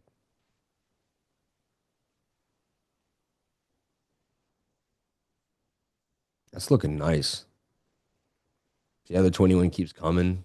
The 50 keeps coming. I mean, the moving averages tell you what's going to happen to price. And you use support and resistance to keep your stop loss. The flag is just to help you map the trade out and give you your rate. You know, the flag, all the flag is so you can find your measured move and you can have like a mental framework. But like what's giving me into the trade is the moving averages. And look, and the VRVP. And I know when I'm above, see, you want to, flags tell you continuation. Now, how come you traded a flag and it didn't play out? Well, maybe you traded a flag right here. Like that looks like a flag, doesn't it? Yeah, and it looks just as good. But what's the difference? This flag's below a 200 MA, right? So you don't when you're below a 200 MA, you do not want to trade flags. You want to trade divergence and inverted head and shoulders. Adam and Eve's. You want a reversal pattern. If you're going to trade below the 200 MA, you need a reversal pattern. So look, the only pattern you should be trading below the 200 is this one here, right? The inverted head and shoulder. And look, it had the bullish div, right? See how that's flat basically and that trends down? If that keeps going, that's going to cut this in half. Divergence means that the lines will slice each other. That's what it means. They're going to divide. The word divides in the word divergence. It means that angle will divide, right? You see what I'm saying, Sace? Am I saying that right? Cease? Sace? Yeah, you puffing right there. I see you. I see you. He's like, he's talking. He's like, you talking to me? Yeah, yeah. But I'm saying if the divergence, because I didn't always know this, I always took it what people told me. But what I want you to understand is, see how this angle is down. This angle is flat. That's your low. That's your low. Those are the points that you match, right? Again, kind of messy what I'm doing there, but the idea is if the angles will cross each other, you've got some divergence there.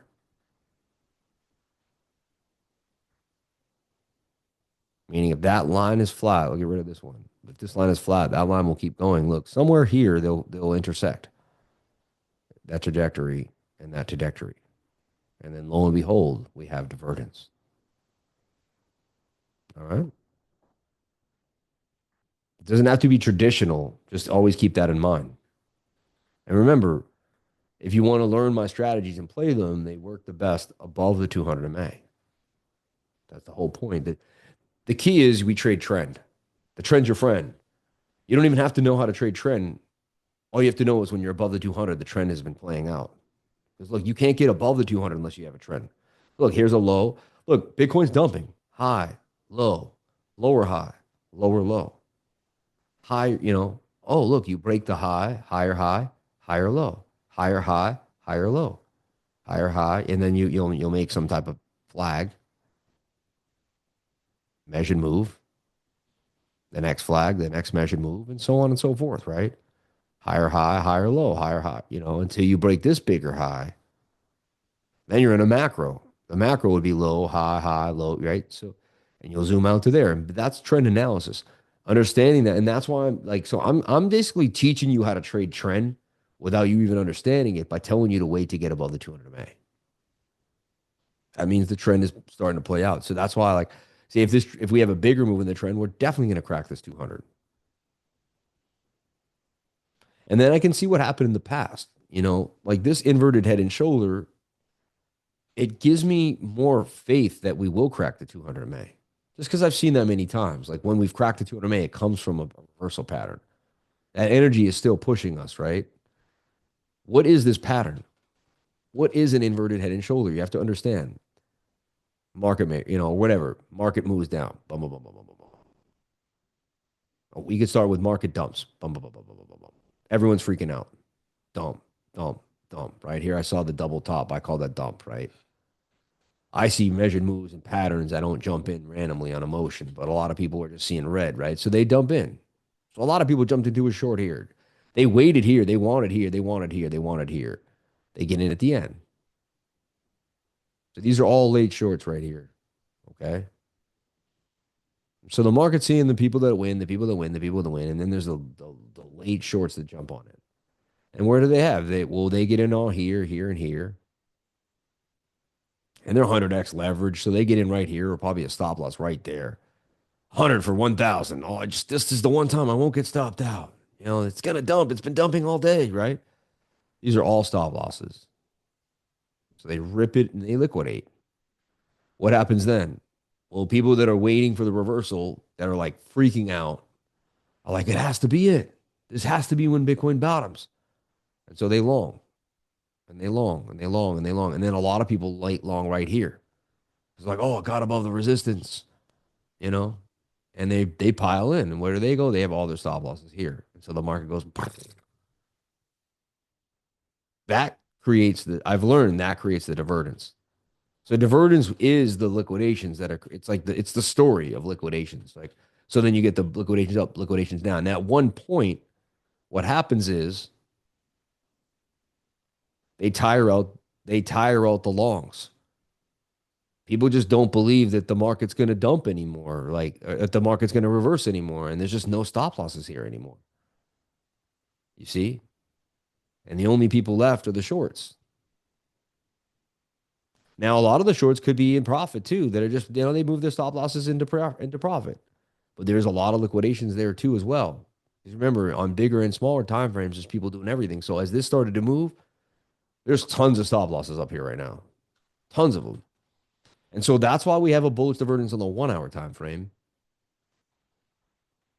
And what bullish divergence tells you really is there's stops above you. Like that's kind of what the divergence says in a way. I've never really like because I mean they go hand in hand. The stops have to be there if the divergence occurred. You know what I mean? Because like where are we? If divergence reverses price, and when we reverse price, we liquidate, and they go hand in hand. So that's why I started looking, and that's why I teach you. That's why it's fun when the market's really ripping. Funny, the bull market's different, but when about I don't know if you remember, but it was like it's about a year ago. We weren't really. It was like yeah, 2024, most of 2024. Like we weren't really in the bull. I mean, it was bullish, but we weren't in the bull market yet, like people were telling us. But like, man, we were catching short squeezes every day. It was just we were trading Bitcoin, man, like almost like people trade the Nasdaq because it started to get more. It started to become it had bigger money in it, and man, I must have called a short squeeze like I don't know. It felt like every Tuesday, Wednesday, Thursday straight. Like sometimes even Thursday, Saturday nights or something. It was just we were on a massive tear, man. It was if I won best technical analysis of 2023, then I dang well should have won it in 2024. 2024 was absolutely like we won on. I learned so much. Like if anything, I learned. Oh my gosh, what I learned about the markets last year. I put a whole year in without a day off. I mean, and if you rode with me, man, you got a degree. Like in a year, oh my God, you learn what stock market traders take years. Because think about it, they only get those 5 days, and then the market closes at 4 o'clock for them. Think of how much more time frames we saw, how many more hours we were in the charts, how many more setups we looked at because Bitcoin's 24/7. We traded like a 5 year stock market in a year. That's why they say, crypto traders, we look like we the whole joke is we're like 100 years old because like a year in crypto feels like 5 to 10 years because it's just you have so much you're dealing with so much price action that you don't even get a weekend break like the stock market. They get to close it down and like that's how controlled it is. They actually shut it down. Like the rich people are like we'll get back to it when we need to. That's how you know crypto's real. Like because a real market wouldn't stop because real markets don't stop. Like orange juice doesn't stop. Like the price of an orange doesn't stop. Like right, you know what I mean? Like the price of an orange, like right now, the price of a lemon is on market. Like we don't pause the price of a lemon. Fine, you may not be able to go into your supermarket right now, but like, right, you know what I mean though? Like, so that's why like it's kind of strange when you think that I'm coming to a realization, like just the fact that the stock market closes, makes it me believe it's rigged. You know, like a market shouldn't close; they should be 24/7. Like kind of makes sense that Bitcoin is 24/7, right? And they're going to come out with the Texas Stock Exchange. It's coming.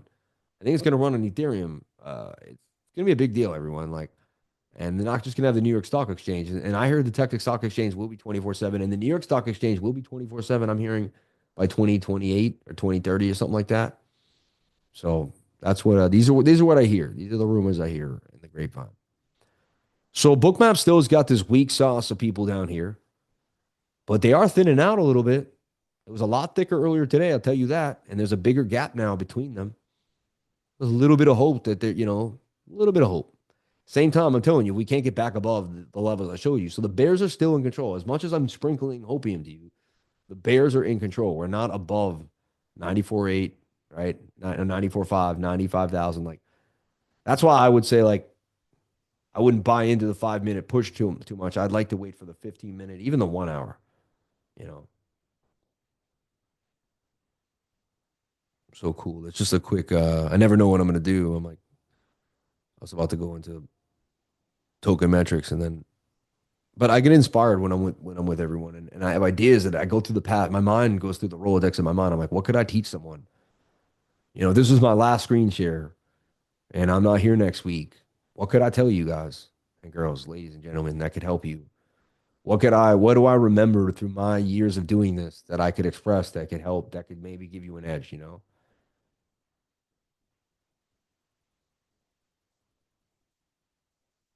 And I get very, I know I'm here to teach, man. Like the money came, it's all fun, whatever, but it's like, I'll never get the same feeling I get out of helping someone or like watching someone like show me that how much their wins or show me, or like writing me a testimonial and say, man, like, I paid off this or I went on a vacation I never thought of. I got to do, basically sharing the stories that I feel like I get to do things I never got to do. Like they get to say the same thing. And I'm like, man, that's what I'm here for, man. I can't wait till we're all together.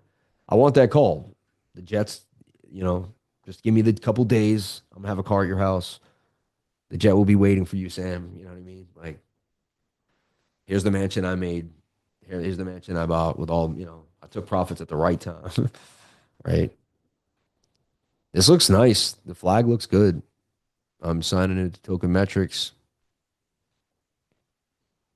Again, remember, we don't, token metrics isn't a blind theory, but it gives, what it does is I would have to go through the entire market to collect all this information, and it gives it to you right here. Right? And remember, people pay for it. So they like Cookie. Pippen has been hot. All right. Scottie Pippen's been like talking a lot. He was buying the dipping. I was like Scottie Pippen buying the dipping. I don't know if you saw that, but that was one of my. I thought that was hilarious. I didn't get any love for that thing. I thought that was so funny, man. I guess I like my own jokes too much, but it was so stupid. It was funny. You know what I mean? But it was like, I mean, he likes Bitcoin too. I mean, there's I like that. But there's my baby Deep Book. Deep Book, one of the top coins that they like right now. Super bullish on Deep Book. Look at the volume, 24 million. That's insanity, right? So Deep Book is hot right now. I just think it's a good pickup. If the market's going to keep ripping, Deep Book's a good pickup. Sharp AI came up today in the live. Someone brought it up. I like it too. Way lower volume, as you can see. And what I do is I'm going to take pictures of these and I send them into the group, so you don't have to like. And there's a token metric section here inside the trading group at your at your service. This costs me money, right? So this is on top, and just kind of coins that I like too. So like, not only do you get the entire kind of course and directory that I put together, not only do you get lifers that are super intelligent, like even if honestly the people are so amazing here, just access to those people is worth money at this point. Like access to Dave Angel, like the fact that you could literally, and no, and he's laughing, he's joking right now, but dude is like a mature family man who like handles his finances, who took the course from Master Friend, who learned what I learned, like who you might be bugging out one night and he might just say the sentence or the word, or he might send you, hey, watch this video, man. This is the way I first watched. Get back to me after you see that. He just might set you straight. There's so many people that I'm telling you right now, they actually care about me. They do. And they've made a connection to me and they've learned from me. So now they directly care about you because they remember what it was like to get in the group when they first met me. And they want to honor my business by respecting, loving, and caring you. I'm telling you, man, I see it. Everyone writes to me. They say, man, this is a different. I don't know what it's like because I can never join the group like a new person because I created it. But I saw it yesterday. Someone was like, man, I can't believe I'm here. Like I said, I've been in all these other groups. Nobody talks to each other like this. They're like, it's all kind of like I'm cooler than you, and we all there's all this. He's like, no, he's like, this is a completely different experience in any trading group I've been in. He said, I'm getting constant help. If I don't know what's up with my wallet, someone's DM, or no, hope you don't get shady DMs, but someone's explaining something to me. If I need extra help, I create a connection to that person. They're able to show me something. And I get this feedback all the time. So it's a great place to learn, bounce ideas off of. If you're never posted a chart before, it's a great place to post your first chart. I want it to be a place where people really, grow as traders, begin to see things differently. And I'm telling you, the value created by the other humans in there so that's a value. Then there's people that have been there a long time because they value me and they're not trying to leave and there's loyalty there. So there's really good traders because they've learned. There's people that know a lot and they've learned a lot. And then on top of that, there's a plethora of information. And then there's the elite traders. And then there's my setups, right? Like the short we put out today that played out, that M short, right? So I just think there's so much value there. If I pass, I don't know, I don't want to say this, but like if I were to disappear, you know what I mean? My whole thing is there'd be so much value in there, regardless of me. And there's value on top of that value. So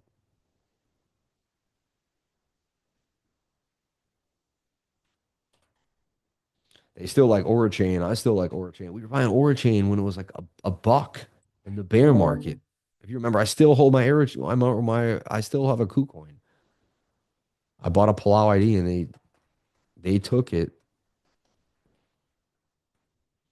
I set it and then I just close it and I like go there like once a month and just look at it. I don't even like pay attention to it.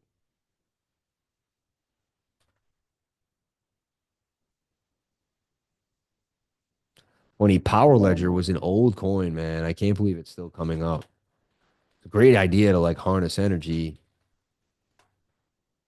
Magic AI, Duck AI. Remember, I really like Duck AI for whatever reason. $19 million market cap. And I can't, certain coins, I don't know why, just they come at me, and then I'm like, I do my research. But like, the two coins may have the same, similar market cap, good teams, premises might be in different industries, but good and strong. And I just something else speaks to me about one coin and the other. So yeah, what comes out at me right here, just looking, is Sharp AI. This SPX 69 just keeps ripping. I wouldn't be surprised if it holds. Pippin looks interesting. I don't love it too much. Giga Chad's been super strong. Like it's still holding a $690 million market cap. But Cookie for sure. I've always liked Major Frog. I don't know why. I've always liked it. I didn't buy it yet. It just Major. I can't explain it. I just see it's like it gives me this like maybe they're doing what they wanted. It just does what I thought. Patriot, with what's happening in Deep Book Protocol. So and more will come throughout the week. But right now, I don't like we kind of tone it down a bit because the market's a little iffy. But there's still some things out there that I'm paying attention to. And there's some low cap AI agents that I found today too, but I'm just gonna pause on those until the next few days. I don't want to like fire off low cap gems until we see some type of movement here for Bitcoin.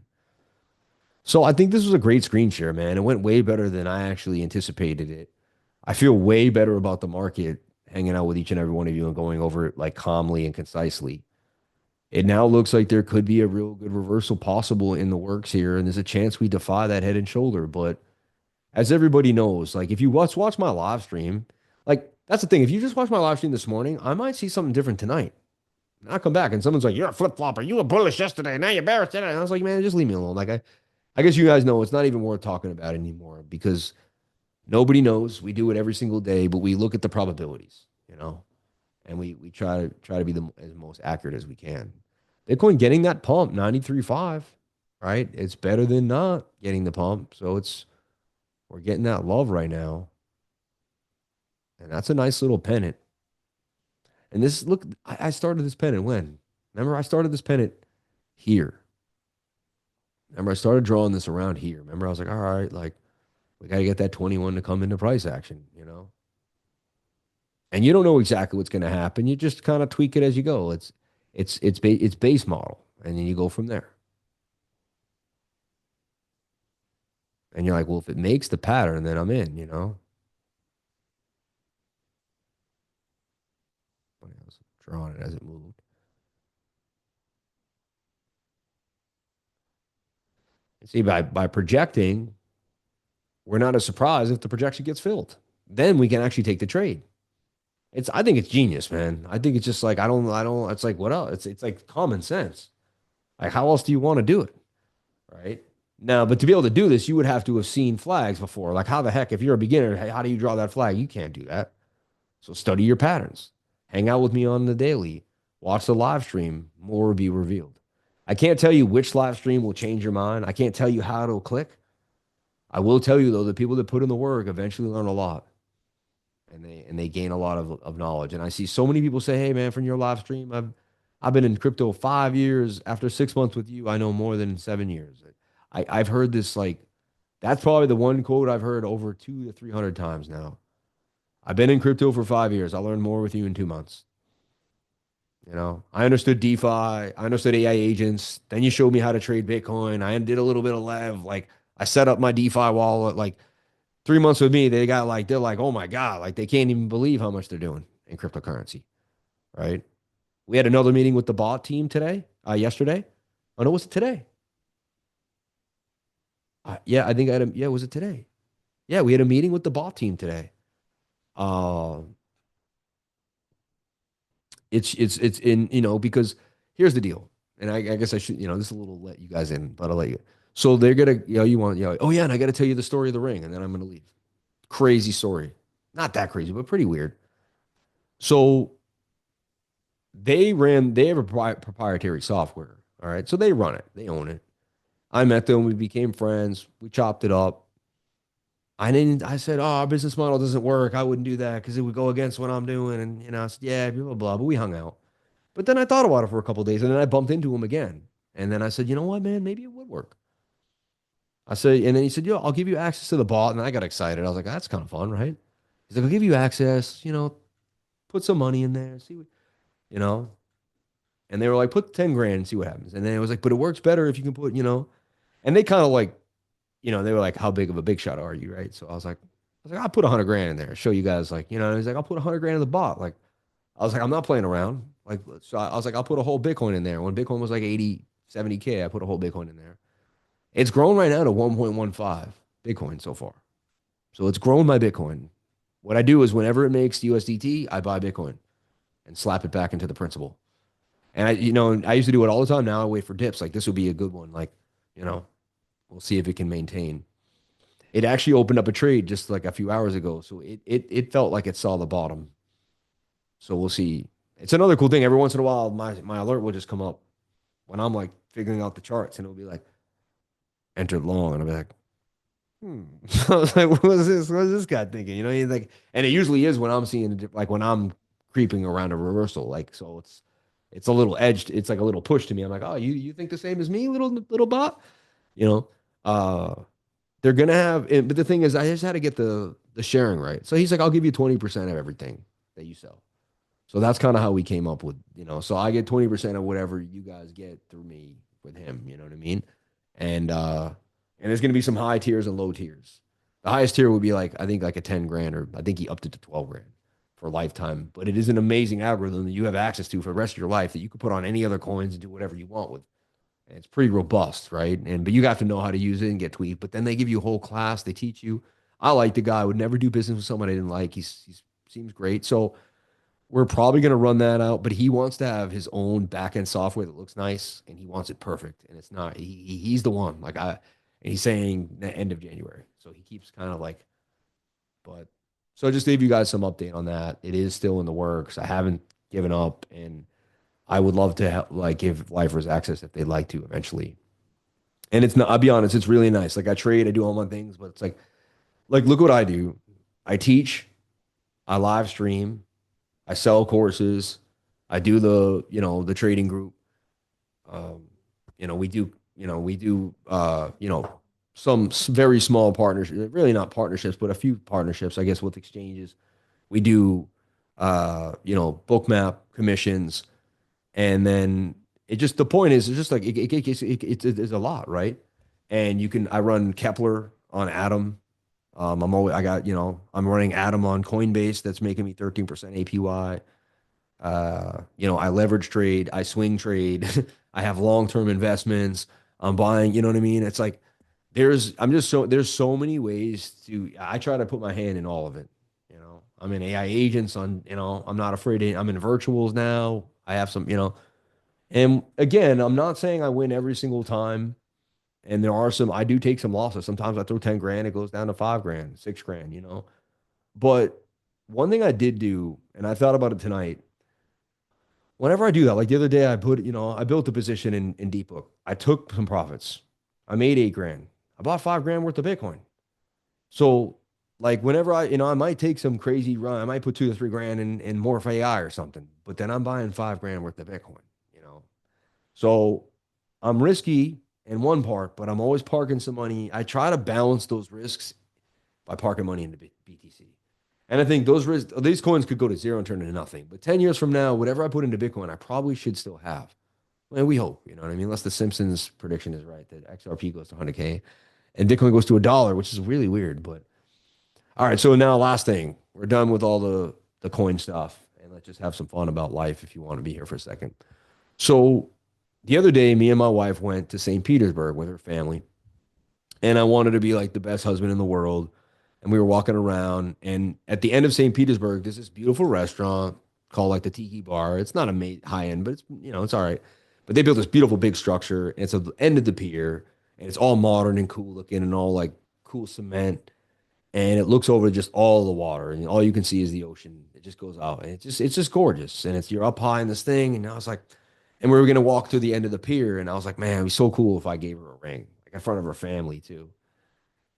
And just kind of like put the icing on the cake and it was the first day of the year. It was January 1st. I was like, man, that would be a really like was like, I should start the year by giving my wife something nice. And I saw a jewelry store as I went to go.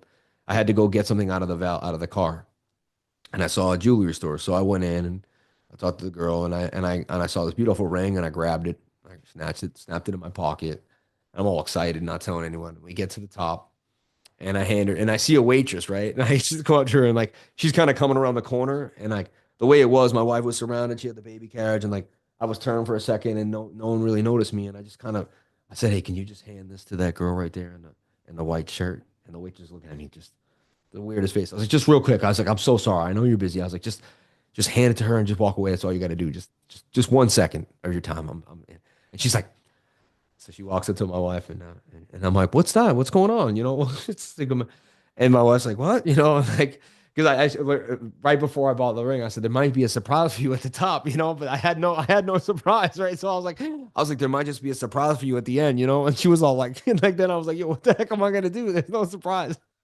So I hand her the ring, and I was all excited, right? So we go back, and then it finds out it's a little too big, and she wants it in gold, not in white gold. And she wants, whatever. She goes back, and then she's like, "Can I get the matching earrings?" And I'm like, so I get her matching earrings in the ring, whatever. She gets excited. We exchange the ring. And then she says, "I need those little backings. Do you have those at the end?" And the lady has this little bag on her. And she's like, "Yeah." And she puts the little backings in there.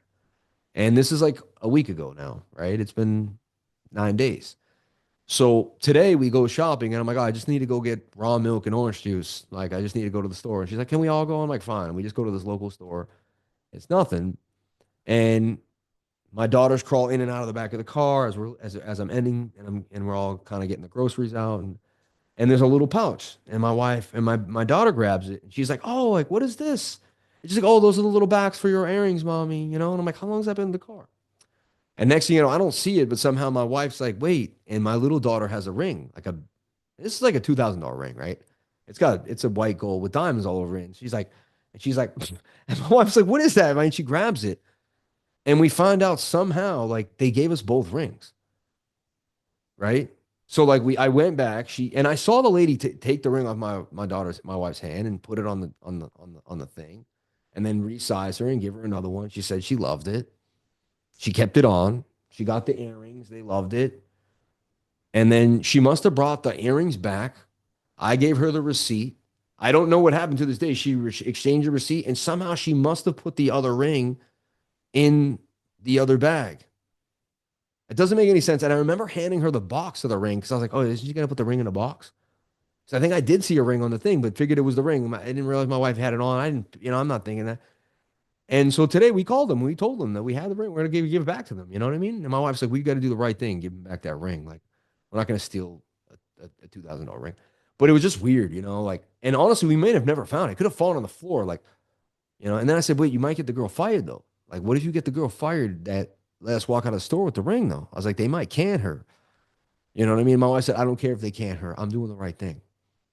She said she can say that she can say whatever she wants. She's like, "I'm gonna bring the ring back." You know what I mean? But it was just funny, man. It was just a weird, like, I remember being broke as a joke. You know what I mean? Now I go and get ring. I leave the store with two rings. The other day I went to the casino and I left with $500. I was like, there's so many broke people that went at that casino with their last $50. They were praying to God they left with money. I was the last guy that needed to leave with money there. We everyone I was with left with money. It was crazy. They were like, "Yo, the lifer never loses." And we were all laughing. It was so funny. But it's like, so I don't know. It was a weird story. Really not, doesn't mean much, but I don't understand. I'm trying to figure out like what's the point. But I love that my wife, her first thing was that we got to send that ring back. You know what I mean? Got to go. And now we got to. They're like, we might have to drive to them. I'm not driving all the way to St. Pete, hour and 10 minutes. You know what I mean? They should like come here or pick it up or ship it or whatever. But it was a weird thing that happened. Anyway, I'll stop the screen share there. But yeah, it was weird, man. Would you give the ring back? Would you give the ring back? That's the question. You know what I mean? Or would you sell it? You know what I mean? It's been 9 days. No one's called us about it. I don't think they charged I didn't see any charge for it. I'm pretty sure she made an even exchange. She just had to do an exchange because the ring had a serial number, and she wanted to make sure we had like it came with like a 1 year warranty in case like some of the stones fell off or something. I don't know, man. It's just weird, right? And the fact we found like the floor of the car, like when my thing is like how did we don't know still how we ended up with both rings. It just makes me think like, did they think I'm finagling? And I was like, and then we thought, how many people get away with stuff like this all the time? Like they're con artists and like they're always like they're sleight of hand magicians. They're just like, and they just figure it's your fault if you didn't pick up on it, right? It's on you. Like, you know what I mean? Like it's on you, bro. Like, they probably don't even care. They have no like, they're just scot free. Like, yeah. But I just thought that was funny to share with you guys. Like, so my daughter's sitting there with this ring on her hand, my little baby 3-year-old girl, and we're like, where'd you get that? Like, it was just funny. I wouldn't have known anything. I would have just thought it was the other one. Me, my wife was like, no, that one was white gold. This one's gold. She's like, now I have two. She's like, it's so nice. And I was like, oh man, that's so funny. But yeah, yeah, the daughter, yeah. You never know how. Yeah, is like, did my daughter snatch it? You know what I mean? That's what I tried to say. I was like, and I said that to my wife, and she said, no. She's like, she wasn't in the store with us. She was just the baby was in the store with us. She's like, because they all took her to ice cream, and we went in together just to, so we didn't have all the kids all over us. I was like, yeah, you're right. The girl was very nice and kind, and the thing was, there was no one in the store. Like it was quiet. Like you could, you know what I mean? They were about to close. Like there was no one in there. Like how the heck we walked out of that store with a $2,000 ring? I'm still like, just like, you know what I mean? I mean, that's like, you know, anyway. Well, we're gonna give it back, do the right thing. That's good karma. We don't need to be taking anybody's anything for any reason, right? Our life is good. So this hold on, right before I go, this flag looks really nice.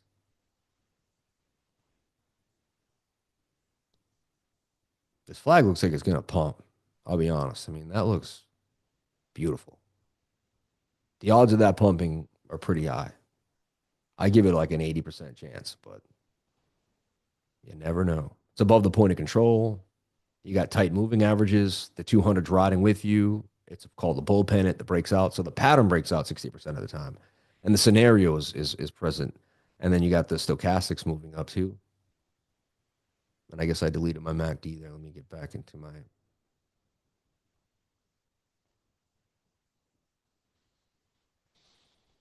Oh, it'd be so awesome for reversal. Put away the bears and get back into this bull run. It would be an oddity to me with what I see on the weekly, though. But hey, man, anything is possible, so I'll take it. Everyone have a great night. I love you. Uh, enjoy. Do not get over emotional over the ups and downs of price action, and have a long term plan. And just believe in yourselves. Somehow, some way, you'll get through this. I got through two horrible bear markets that crushed my soul, and I still made it. So. And even before that, I lost money in the stock market before I started making money. I've been trading for 20 years. You can only imagine how many ups and downs I've gone through now. Like it's just I'm completely numb to it at this point. I've been flogged. Like it's like I've gone up, I've gone down, I've gone up, I've gone down. Eventually I was gonna win. My dad used to read books and he would whenever he'd be on the sofa talking and he'd always one thing that he loved is the story of the guy that like lost it and won it back like 3 times. He's like, this guy was a millionaire 3 times. He's like, lost it all, got it back, lost it all, got it back again. And he's like, you'll win, Sammy. Your last name's Price. You'll never be broke. That's what he said. He said, you got it. Don't worry, kid. He's like, your grandfather wasn't broke. I wasn't broke. He's like, you won't be broke. He's like, just keep working hard and save your money. That's the way my dad talked. He said, an opportunity will come if you have your money saved. He said, if you don't have any money saved, you won't have anything. He's like, save your money. He's like, save your money. Learn how to save. That was my dad would have say that all the time, man, over and over again. I have a young protege. I'm teaching him, and he wants to like run into the market 24/7. And he's got a little business coming in, and I'm always like, when I mentor someone, I say, hey man, I had 1 foot in, 1 foot out. Meaning I didn't just dive into trading with a zero bank account and no income coming in. So what if you get devastated? You go through a few tough trades, and then next thing you know, you got 5 grand in the bank account, and then there's no money coming in. The losses are compounded, you know. But if you can get through your first couple of years of not being the best trader, and at least have some income while you're doing it, and you get better at risk management. That's how I did it. I had a job like bringing in $1,500 a week, right? And I was making $1,800 a week in the union at the end of my time, and I was still trading on the side. In New York City, I still somehow wasn't, it was like 120 grand a year, 100 grand a year. But to make 120 grand, I had to do a lot of overtime. We're talking 12 hours a day, get in at 10 and leave at like 8 at night, 9 at night. And that means by the time I got home, it was like 9:30, 10 o'clock. So I didn't even see my kids or my wife like until the weekend. And then I would take weekend work sometimes just to get in, to get more, I was trying to get vested. I want to get my 10,000 hours. I wanted to get union work. And one weekend was like the lady, I got 10 hours and I knew I just had to do five. So I was like, man, I don't make that much anyway. I might as well go get the extra money. I'm going to work on the weekends. So like I found myself working a lot, man, just to try to get ahead, so I could buy Bitcoin, buy things. And we stayed in a 1 bedroom apartment and we didn't leave it for 10 years. All right. Like that's how I made it, everyone. Like I didn't make it on some like, oh, like I literally stacked my money like a little rabbit. you know, I just I did go without for a long time. I wore the same clothes. I didn't always wear fancy suits. I didn't always get to buy the Rolex. That wasn't my life. Everyone else was doing it. And I said one day that will be me, but right now it's not me right now. I don't have that. Like I don't have that. Like I need to stack and I need to invest if I want to have anything like that. It's funny. I met a really rich friend, super wealthy guy, he's worth like 80 mil. I said to him, I was like, how rich do I have to be to buy a $20,000 Rolex? And he was like, your net worth should be 5 mil before you think about buying a $20,000 Rolex. Right? That he's like, man, cutthroat. You know how many people would be worth 300 grand? They'd buy a $10,000 Rolex. You know what I mean? And again, it comes from being Irish and humble. Like some people think I'm flashy too when I bought it. And it's like, but if you knew how long I waited to buy that, then you would know I was actually somewhat humble. You know what I mean? But still, I mean, I could have. But the whole point is, uh, the life you envision and dream about is coming for you if you don't give up. The second you believe it's not coming for you, then it's not. The battle is in your mind more than you realize. The battle is right here. Like if you believe it's coming for you, you're somehow going to create a life and you're going to become the person that attracts that into you because that's who you believe you are. It's almost like it is a fake it till you make it thing. You actually believe you're it before you're it. But because you believe you're it, you then become it. Life has no other choice but to give you what you decide you are and then reap what you sow. Reap what you sow. You must, pray for other success. You must be really happy when other people are successful. Like that's important because then other people will be the same for you. The universe will see through all your energy. So be pure, be happy for others, be grateful for everything in your life. Somehow, some way, that gratitude pushes out the fear. Somehow it pushes us, we can become stronger. Other people see it. And then people that are strong gravitate towards us. And then our conversations are empowering. We realize that people in our lives are worth something. We're like, wow, this is going somewhere. I changed myself, and now look at the people in my life, right? And then somehow, some way, we evolve. And then 2, 3 years from now, completely different people in your life than you had before, positive influences, feeling really good, and you're just a completely different headspace. And somehow, some way, your bank account's actually higher than it used to be. And you look back and you'll be like, I was chasing money, I was watching Sam, it was all crypto. But you're gonna realize somehow, some way, it was really when you changed your mind that everything changed for you. That's when things changed. When you decided that you truly deserve to win, somehow, some way, you're gonna find a way to do it. You know. Amen. I love you all. Have a great night, and I thank you all for your support. And I appreciate everyone for being here. The dips are not easy, toughest times to be in crypto, but it's also the reason why most people won't be in crypto. They'll call us lucky when we make it through this. You know, they call me lucky when I 100x my Bitcoin, but I went through so much to get there, man. We're still going through it to this day. You know what I mean? So if they said it was easy, my dad said, number thing my dad said too, if it was easy, everyone would be doing it. And I'll end with that.